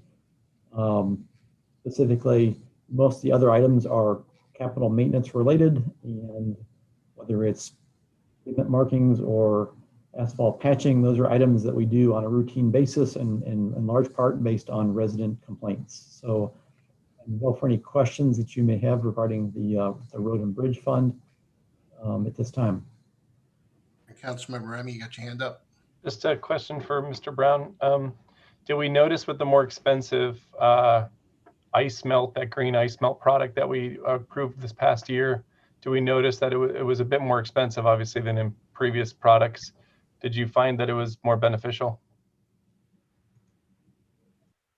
The reports that I received were very favorable.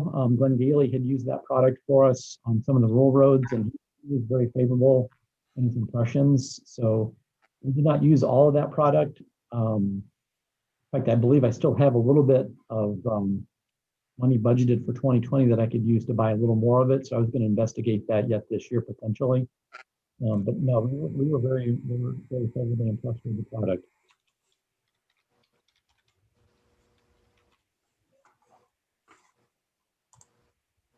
Okay, any other questions?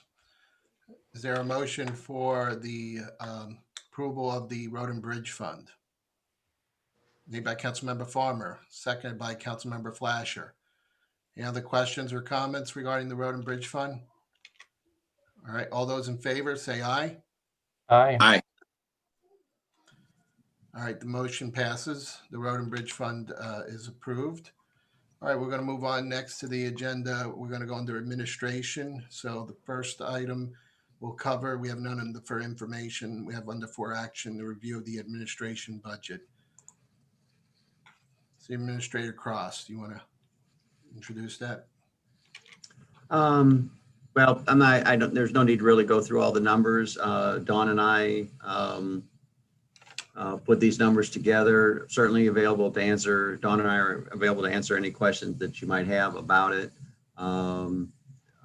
We were part of we cut quite a bit of dollars out of it as the mayor asked.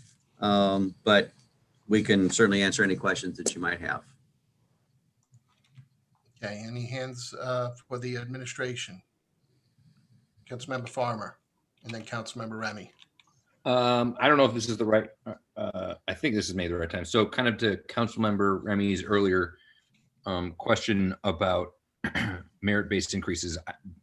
Steve or Dawn, do you guys know, is that something that we do? Is it something that we don't do? Like, when's the last time something like that's actually happened? Well, I will tell you that pretty much each and every year, there have been merit increases given, and the percentage has varied. This year is probably the first time that is not in the budget in recent memory. Dawn can correct me if I'm wrong, but most years the city has been blessed with having, good reserves, good revenues over expenditures. And so it's been pretty much an annual type thing to be able to give increases to the staff. And we're fortunate to have been able to do that. 2021 is a unique year. So this is really the first time in a long time that we've not been able to put those raises in.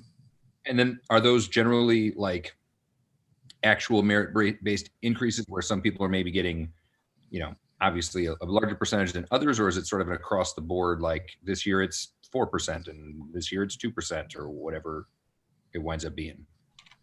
The objective is usually to set a maximum amount. And yes, it is truly supposed to be based on performance. So they could get an amount that is less than that up to the maximum, whatever is set. Okay. And I have seen, however, some departments that do that and go person by person and do that, and others have just kind of gone across the board and applied it to everyone.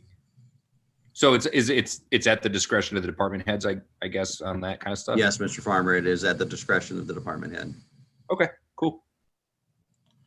Councilmember Remy, and then Councilmember Edens. I'd like to make a motion for a merit-based increase for all of our employees up to 3% to be decided by the department heads for each of those people. I am strongly in support of obviously this idea. I think that although we have a pandemic, which is going to be very difficult, this is the time that we shine for our city employees because it's going to be tough for them as it is for other people. And I prefer to maintain that merit-based increase because I think they've done a yeoman's job this past year. Can I say thank you? All right, so Councilmember Remy, and then who we have Councilmember Edens, and then Rambo. So you made a motion. Is that a second? Who is? No, I second? had a question. Okay, Councilmember Rambo, is that a second? Yes, that's all I wanted. All right, thank you. Councilmember Edens. So my perception is that everyone does their job at the city, but if there is someone that a department head feels like has not done their best job, are you saying, Ken, in your motion that every single person gets a merit raise, or it's at the discretion of the department head up to a cap? Yeah, it's up to 3% and left to the discretion, as So, it's been in previous years. okay, because that's what I was confused about. In the motion, it sounded like everyone was getting one no matter what. So, and Steve and Dawn, in the history of the city, has it ever not been applied to perhaps somebody that's only worked 6 months or only worked a year? That is Yes, correct. If they have correct. not been here a specific period of time, which I think is at least 6 months, usually 9 months, they're not eligible for They're the not merit. eligible. Right. Okay. And in addition to that, someone may have just gotten a raise for another reason. Perhaps the pay scale slid, or they assumed more responsibilities or were given a raise. So even though they may have, the tenure may be longer, they may not get that raise simply because they just got one 2 months earlier for another reason. So we do look, the department heads look at it in conjunction with conversations with Dawn and I. and we go from there. So it's not across the board. I would say that if there's a motion being made, and Dawn, please again correct me if I'm wrong, but if the direction comes to the department heads, it's a single number to be in other words, if it's 3%, it's across the board, as opposed to telling saying up to, and then you've got one department head using 1.5 and somebody else using this. I think it is easier for the department heads if they're given a number, and then they can decide how they want to allocate that number. If I were a department head and I was given 3% of total salaries, and that was a pot of X, then I can give so much to one person and something perhaps to a different person. In the past, the department heads have been like awarded a certain percentage for merit and a separate amount for cost of living. So the practice has been that each department head will award that person up to that maximum percent, and then some people might not get that percent. So just because somebody gets 2% doesn't mean somebody else can get a larger percent of their pay. That's been our practice so far. Okay, so that's very helpful. So with COLA plus a merit, the most somebody's eligible for is 4.3% increase. That would be correct. Okay, because a lot of times, the private sector doesn't always do COLA. That's one of the nice things about government jobs is it's built into the system as an enticement for probably working for less money that you would otherwise be paid in the private sector. So it's a little bit unusual to combine two raises, but if we've done it before, that's very helpful to know. Well, I will say this, we may have done it before to my knowledge. And again, Dawn can certainly correct me. I mean, if it were, say, 4.3%, kind of on the high side in a good year, perhaps, and in a year like 2021, it's way up there. I don't think the mayor was contemplating that when he thought about giving 1.3. So you might want to just think about that a little bit in terms of what the total is, including the mayor's 1.3% cost of living adjustment. Yeah, that's kind of where I was going with that. Maybe because of the budget, maybe a smaller number. But I do know right now, for example, in planning, there's 2 jobs open. So people are doing more work with 2 vacancies than they were before. So that's all I got to say. Councilmember Remy, you got your hand up? Yes, I'm going to keep my motion as mentioned up to 3%, which would have an additive to the COL. But I mean, we can go to council and we can certainly reduce that to 2% if that's what the whole council decides. But I want to keep it where I thought it at 3%, up to 3%, which is exactly the standard practice that would be applied to the department heads, because they would have that freedom to decide based off of merit up to that point. The COL from the mayor was applied to all employees. Okay, so you're going to keep your motion as is? Yep. All right, any other discussion on the matter? Councilmember Rambo? Yeah, my internet connection flaked out there for about the last 30 seconds, so this may have been stated, but in my mind, if we decide on 2% overall, 3% overall, we're taking that percentage of the total budget for salaries and compensation, and we should, rather than what was stated earlier, it seems more reasonable to give if one department's 60%, one department's 40%, they should get those percentages of that overall dollar figure to use at their discretion, rather than just limiting them in the way that was discussed earlier. So I guess I think there's opportunity for catch up if there's somebody that's behind for whatever reason and those kinds of things. It just gives the department heads a lot more flexibility. So I would support that. I don't know if anybody else even, if I even made my point, but that's the way I think it should be handled. Okay, any other comments? Well,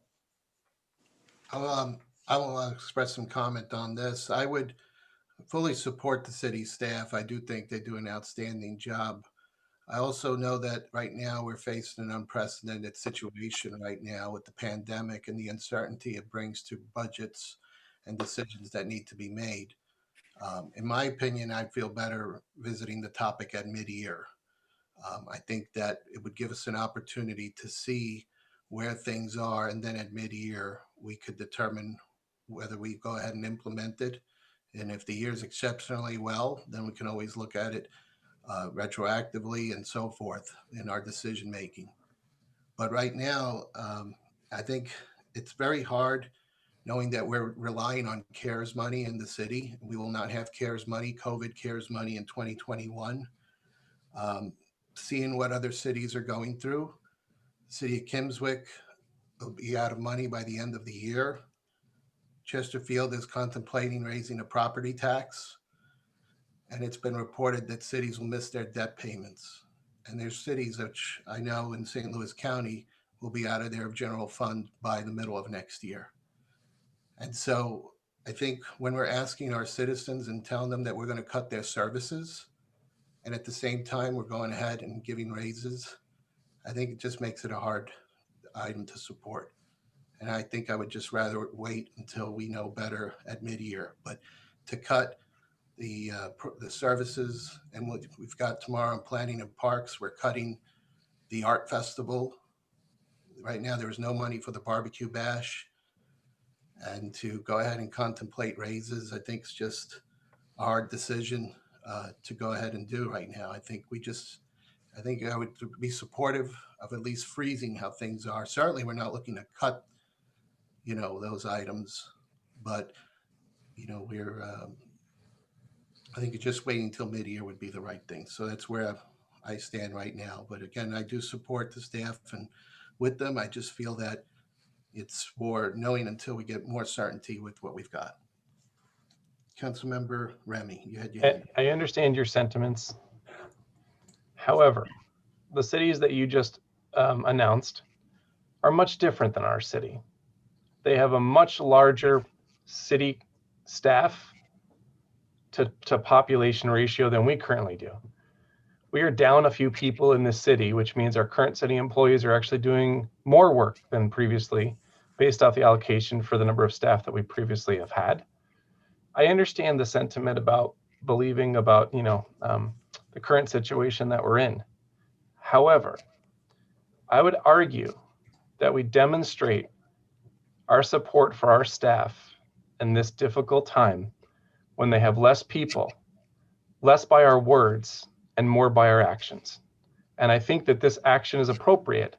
And I would feel more comfortable putting a roundabout on hold for 6 months than putting a hold on a merit-based increase for our staff that are working hard during this period of time.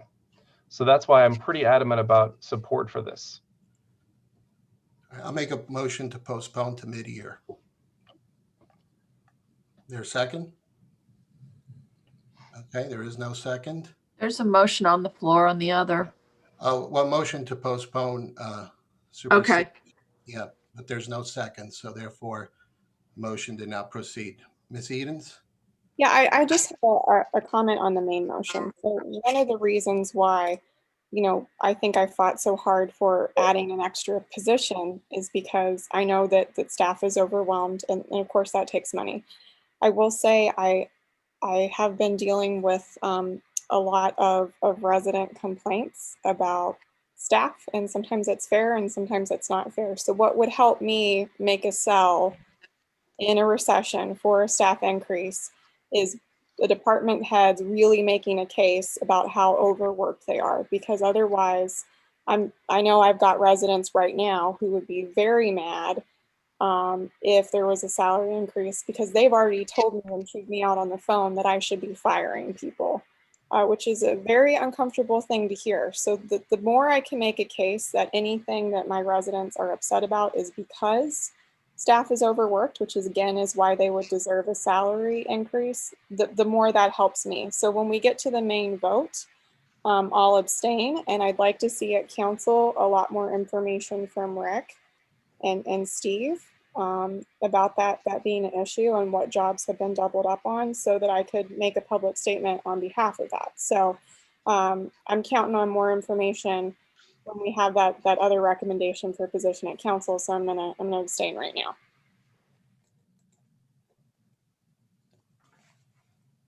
Okay, any other? Councilmember Rambo. Yeah, just a real quick question about pursuant to Lauren's point.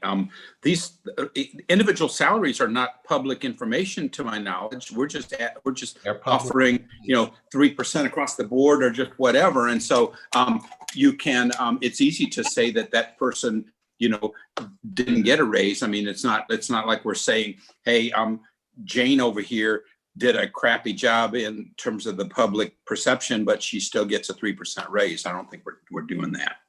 Or are we? I guess that's a question. Salary information is public information. Is it? Okay. All right. Never mind. All right. So, Ms. Edens.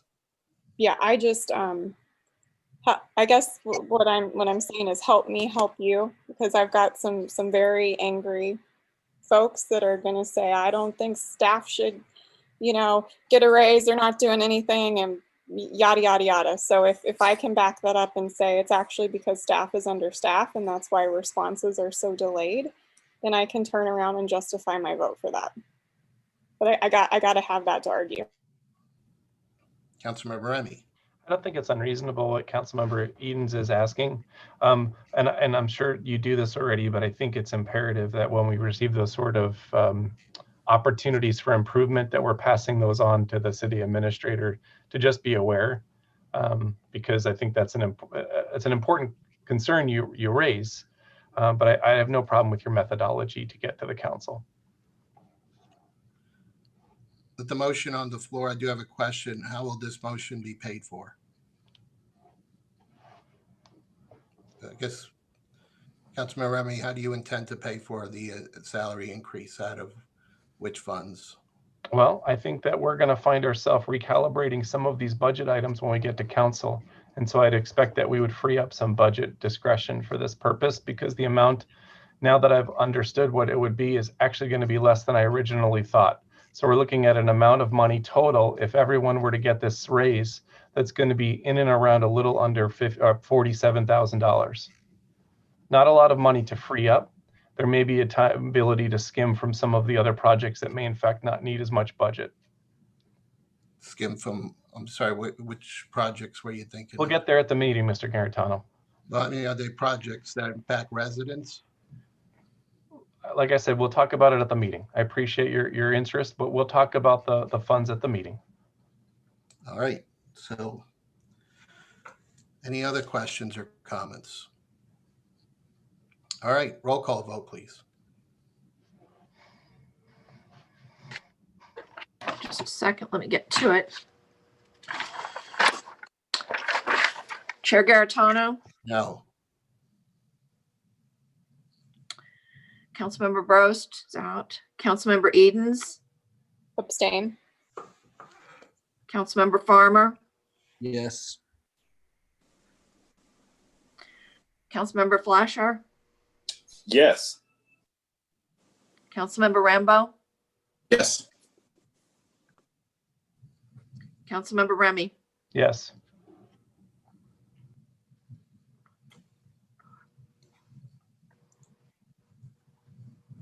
I have 4 yeses, an abstention, and a no.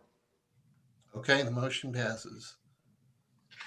Any other motions on the floor here? I'll make a motion for the restoration of the recycling event at a cost of $15,000. Is there a second? Made by Councilmember Rambo. This is the electronics recycling thing, right? Yes. Any discussion on the item? Councilmember Remy. In regards to that item, I'm curious from either Mr. Brown or even Mr. Cross on this topic. Is there an opportunity for us to partner with other groups that may be able to come in and bring down the cost for that? This was on the recycle. I'm sorry, Joe. What were you saying on which line item? No, it's not there. It's an item that we canceled out the year before. It's an item that we do for our residents. And it Which costs, is what, was it the recycling event? yeah, for our residents. It costs That 50. is not in the 2021 budget, number one. That was in fact pulled from that. But to answer Dr. Remy's, is there an opportunity? Certainly. And the reason why we decided to not include it in the budget for Wildwood, or that Wildwood was not going to do a standalone event, is because so many of the communities around us do. It is very, very difficult to staff. And as you know, trying to get scouts or people from the Eureka High School, council members, whatever, and it's a lot of work, and the number of people through, as you know, I mean, has gotten less over the years, and so we decided. But to be able to partner with, an Ellisville who always has one, or some of the others, I mean, you see the signs up all over. Certainly, there's an opportunity, it could be combined. But again, we would need to provide staff or something like that. And here we provided donuts and coffee and stuff. And it was really a lot of work for, and again, it's not supposed to be a money-making thing. Now, I will say this, we now have a program budget committee, that has been set up to try to make all events revenue neutral. So maybe there's an opportunity to discuss something like this in that committee. But the short answer is yes, we could certainly try to partner up if we felt that we wanted our name attached to an event like that. You know what? Actually, I'm going to rule my motion out of line. That's not an item that belongs in the administration budget. I believe it belongs in the city clerk's budget, based on the past. Dawn, is that correct? That's correct. I was going to ask if you closed out the admin. All right. So I will, that motion, I'm going to rule myself out of order on that one. All right. I'll second it. I know you want to. All right. Man. All right. So we do have to make a motion for Budget. the, I guess the admin budget to, as amended. So Councilmember Remy and Councilmember Flasher. All right. All right, roll call vote, Carla.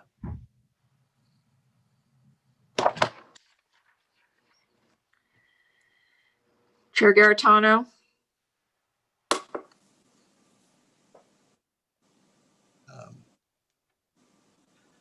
I'm going to pass right now. Councilmember Edens, You're mute, Lauren. Abstain as previously mentioned with the amendment. Councilmember Farmer, Yes. Councilmember Flasher, Yes. Councilmember Rambo, Yes. Councilmember Remy, Yes. Chair Garitano, I'll join the abstention with Ms. Edens, Councilmember Edens. So the motion passes, right? 2 abstentions, 4 pass. correct. Okay, go ahead. All right, next we have on the agenda here, we have the city clerk council budget. So, City Administrator Cross. Again, I'll simply mention that this budget has been put together in consultation with our city clerk. Not a whole lot of dollars here. The vast majority of the dollars, as you might expect, is in personnel, and the other items from dues and membership and election expense are the 2 biggest items. Those are pretty well fixed, as well as the codification costs.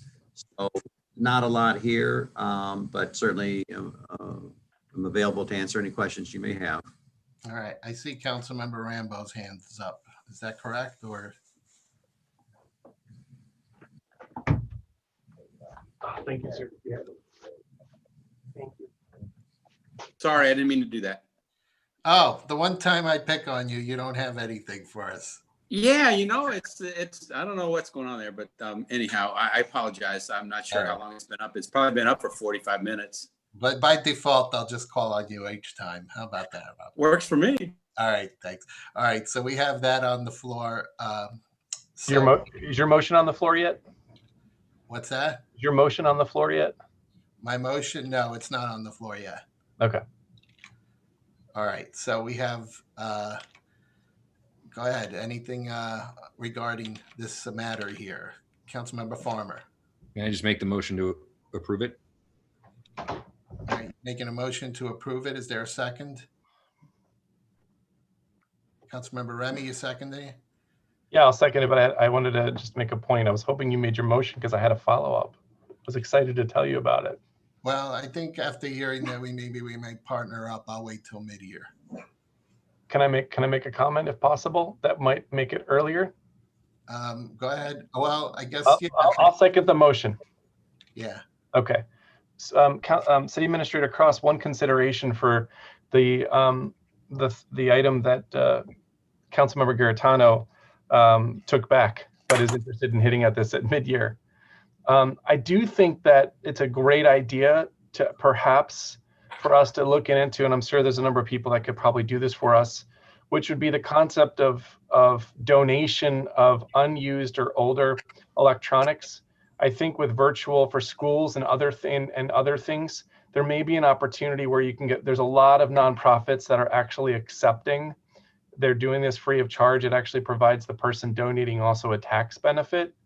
And I might argue that it's actually a good idea for us to do something and partner with them, not run it, but partner with one of these nonprofits that would come in and say, come drop your your used electronics for disposal at this location. And then they'll repurpose them and then provide them to low socioeconomic people or folks that just unfortunately just have 5 kids and they only have 2 devices and are virtual. And so even though I know Councilmember Garitano is being thoughtful about the budget, I do think there may be an opportunity for us to consider if we thought there needed to be a small expenditure for this, Joe, you might want to make it now because we may be able to partner and do something that's meaningful for the citizens that are in need. Yeah, I think so. And I think maybe we can find that information out because we are going to have a busy spring. Normally when we do that, we'll be having Celebrate Wildwood. And so, maybe we can figure that out and just wait till mid-year and then come back again. I just don't know what it would be. So why don't we that's where I'll stand with that right now. Dr. Remy, would you do me a favor, please, and just shoot me just a quick email about that? I don't want to lose sight of it. And I got a lot of stuff coming from 16 different council people. So that would help me if you don't mind, sir. I would be happy to do that. And I'll CC Councilmember Garitano, who at heart I know cares about this topic. Me too. And Councilmember Rambo, and Flasher, and Farmer, and Eden, so no one fires back at me. All right. All right. So if there are any other amendments to this motion, to this item here, the city clerk budget, do we want to make a motion to approve the budget? Yeah, we made it. I seconded it. Oh, good. Okay. Sorry. For information, this included no amendments, correct, as presented? There are no amendments. So you still have a chance right now while we have it there. Okay. This one's an easy one. All right. Sensing that, I'm going to do a voice vote. All those in favor, say aye. Aye. Aye.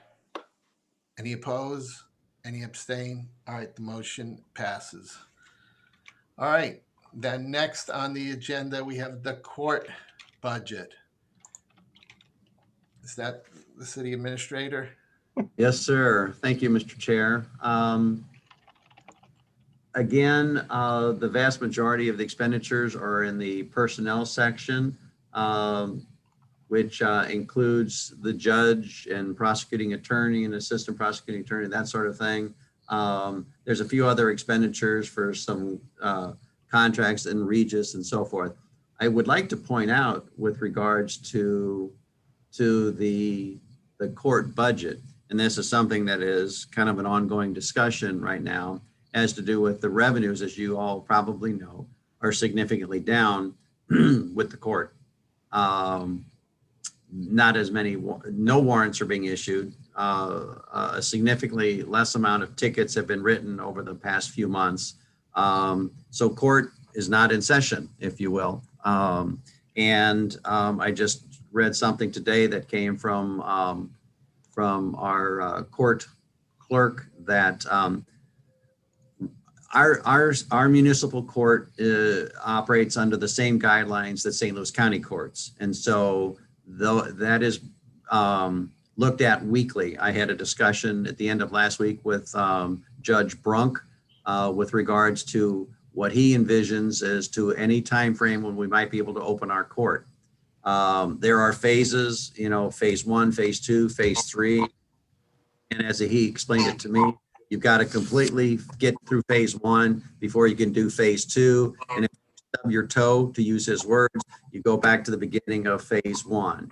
And what I saw today is we are back to phase 1. So in his opinion, we will not be seeing revenues to the extent that we did in the past until at least the end of the year and probably a couple months beyond that.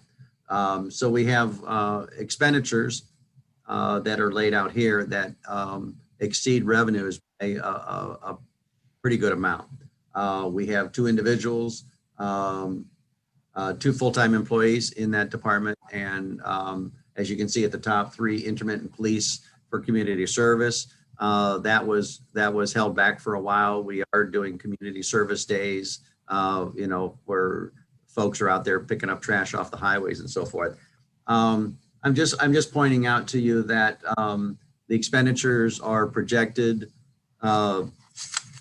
based on what they are doing now, what the folks in the court are doing now, but our revenues don't offset our expenditures at this point. Just a point of information for you all. Other than that, I'm available to answer any questions you may have. Councilmember Farmer. Yeah, so Steve, it sounds to me like that's probably more a function of COVID safety than people not breaking the law, I assume. Yes, Although sir. I don't have an opportunity to do that very much these days. So I'm just curious, if we're not able to open the courts and things, is this sort of just like a retainer that we have these people that we pay them to hang out and wait for this, or is there something that they do? We have 2 full-time employees who are full-time employees, and they are on the payroll and they are doing duties. There are things that are being done.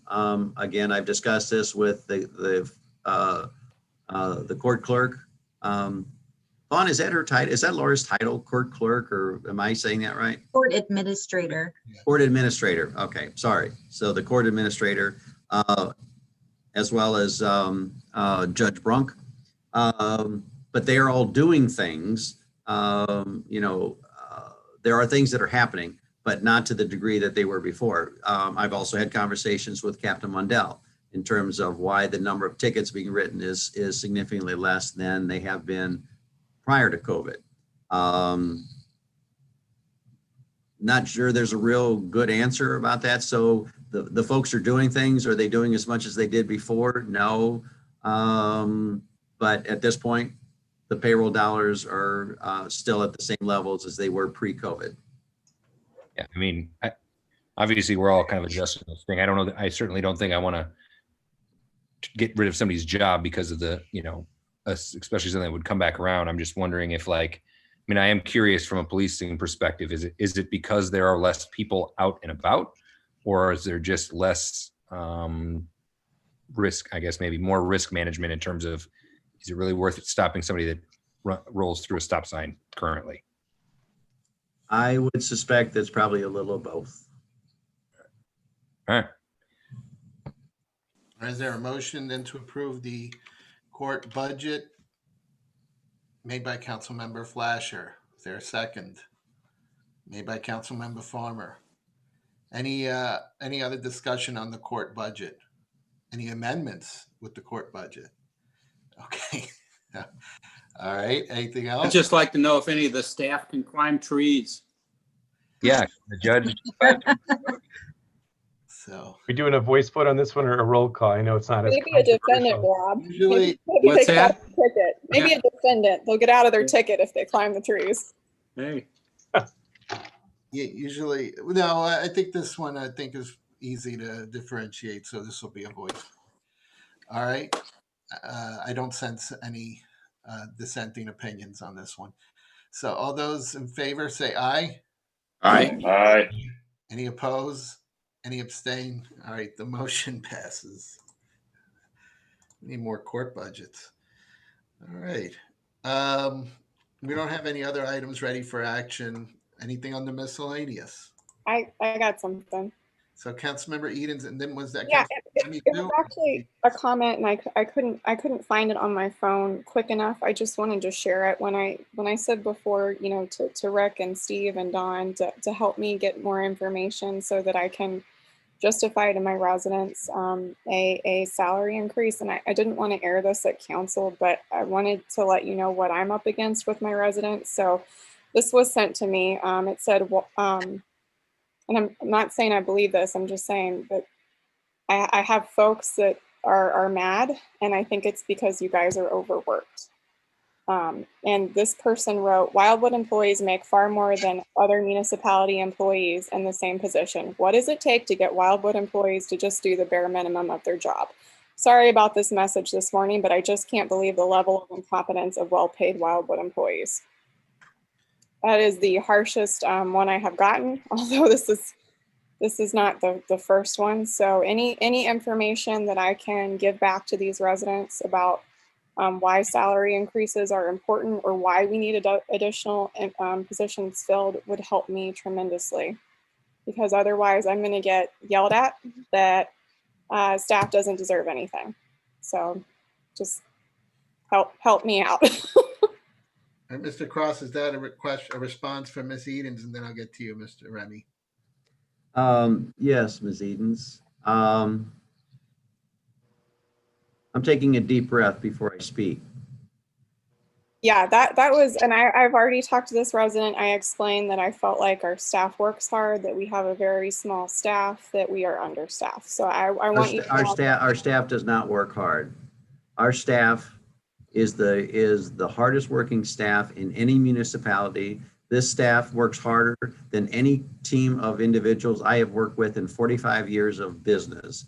Anybody that challenges what this staff does and the amount of effort and work that they turn out has no idea what goes on here in City Hall. And so I take what that resident said and would toss it in the trash because they simply do not have a clue what this staff does, how hard they work, the stress that they work under. I'm trying to just temper. No, I've already been through all the emotions on this. That is, I mean, that is absurd and to claim that our staff being overpaid or something. No, I would put this staff up against anybody, any municipality or any other team of any private company that I've worked with in 45 years of doing business as a CFO. So we are lucky. We are lucky to have a staff like we have here at City Hall. I agree. And I didn't mean to open that up. I just wanted to explain more about when I was saying, help me, help me provide information that, yeah, thanks. Councilmember Edens, were there any specifics on what the citizen, what area they were having trouble with? Yes, there is. I don't want to bring it up publicly. I'm more than happy to talk with you tomorrow behind the scenes. I just wanted to say that my job is to help you. So the more information that I have to share with residents about why we know that our staff is working hard helps. Councilmember Edens, as I have said to you before, I'm sorry to interrupt. As I said before, if there is a specific issue where someone's not returning a call or something, please bring it to my attention. And I assure you that I will follow up on it and make sure that if something has not been followed up with the resident, we'll make sure it gets done. So please use me in any way that you can to help you, okay? Appreciate it. And I do appreciate all the work you guys do. Anything else in the miscellaneous? Councilman Remy, did you have something? Yeah, so I was just going to say, before the city administrator mentioned everything he said, which I fully 100% support, obviously, that I don't even know that further discussion on something is important because it legitimizes, I think, an unfounded complaint. by perhaps someone who's just having a tough time, and maybe that's the bigger problem, is we just need to figure out how we can address those concerns. But I want to just bring up a point about the budget, and this is really my 2 cents about the budget across all of the different groups as we go to council. Is I would say that I think everyone's done a great job with the budget, and I do agree with Councilmember Farmer and Brost about their thoughts about perhaps in this year the consideration for having some areas unbalanced and others more balanced. But I would say though that even with Parks and Planning, which I know tomorrow is going to endure their discussion, and I'm not part of that committee any longer, but it may be we may want to consider, just much like the electronic devices, we may want to consider on that committee and some of the others to frankly partner with our other community-based groups, just like the Community Task Force is addressing and trying to understand this. And Dan's our new co-chair for that, because not all programming has to be done from the city. And we could actually utilize a lot of the resources within the community. And in times like this, partner with those folks and save some money for the city so that we can do the other areas that are really directly impact day-to-day life as well. And so I would just caution us tomorrow as we talk about some of the Parks and Planning and some of the stuff as we head to council, to just start thinking through, are there areas to better partner with outside organizations so that we can save some money on those ends and try to not have to argue about some of the things that we all agree are prioritized and important. Because I know, Joe, you don't we don't. have a committee that does that? We just form a committee for that, Dr. Remy? We did indeed. And I do think that could be, for instance, a potential mandate for Councilmember Flasher and our task force to consider even early on those ways to try to find some mutual programming that could take some of the pressure off the budget from the city and perhaps spread it across better partnerships with our community members. Sorry to interrupt you, Mr. Cross. No, I interrupted you and I apologize. That's my 2 cents. Okay, I don't see anything else on the miscellaneous or anyone else wishing to speak. So next meeting date will be Tuesday, the 27th. So we'll get to see each other in just about a week. And motion to adjourn. Made by Councilmember Farmer, seconded by Councilmember Remy with 2 hands. All right, so all those in favor say aye. Aye. Aye. Any abstain? All right, the motion passes. Thanks, everybody.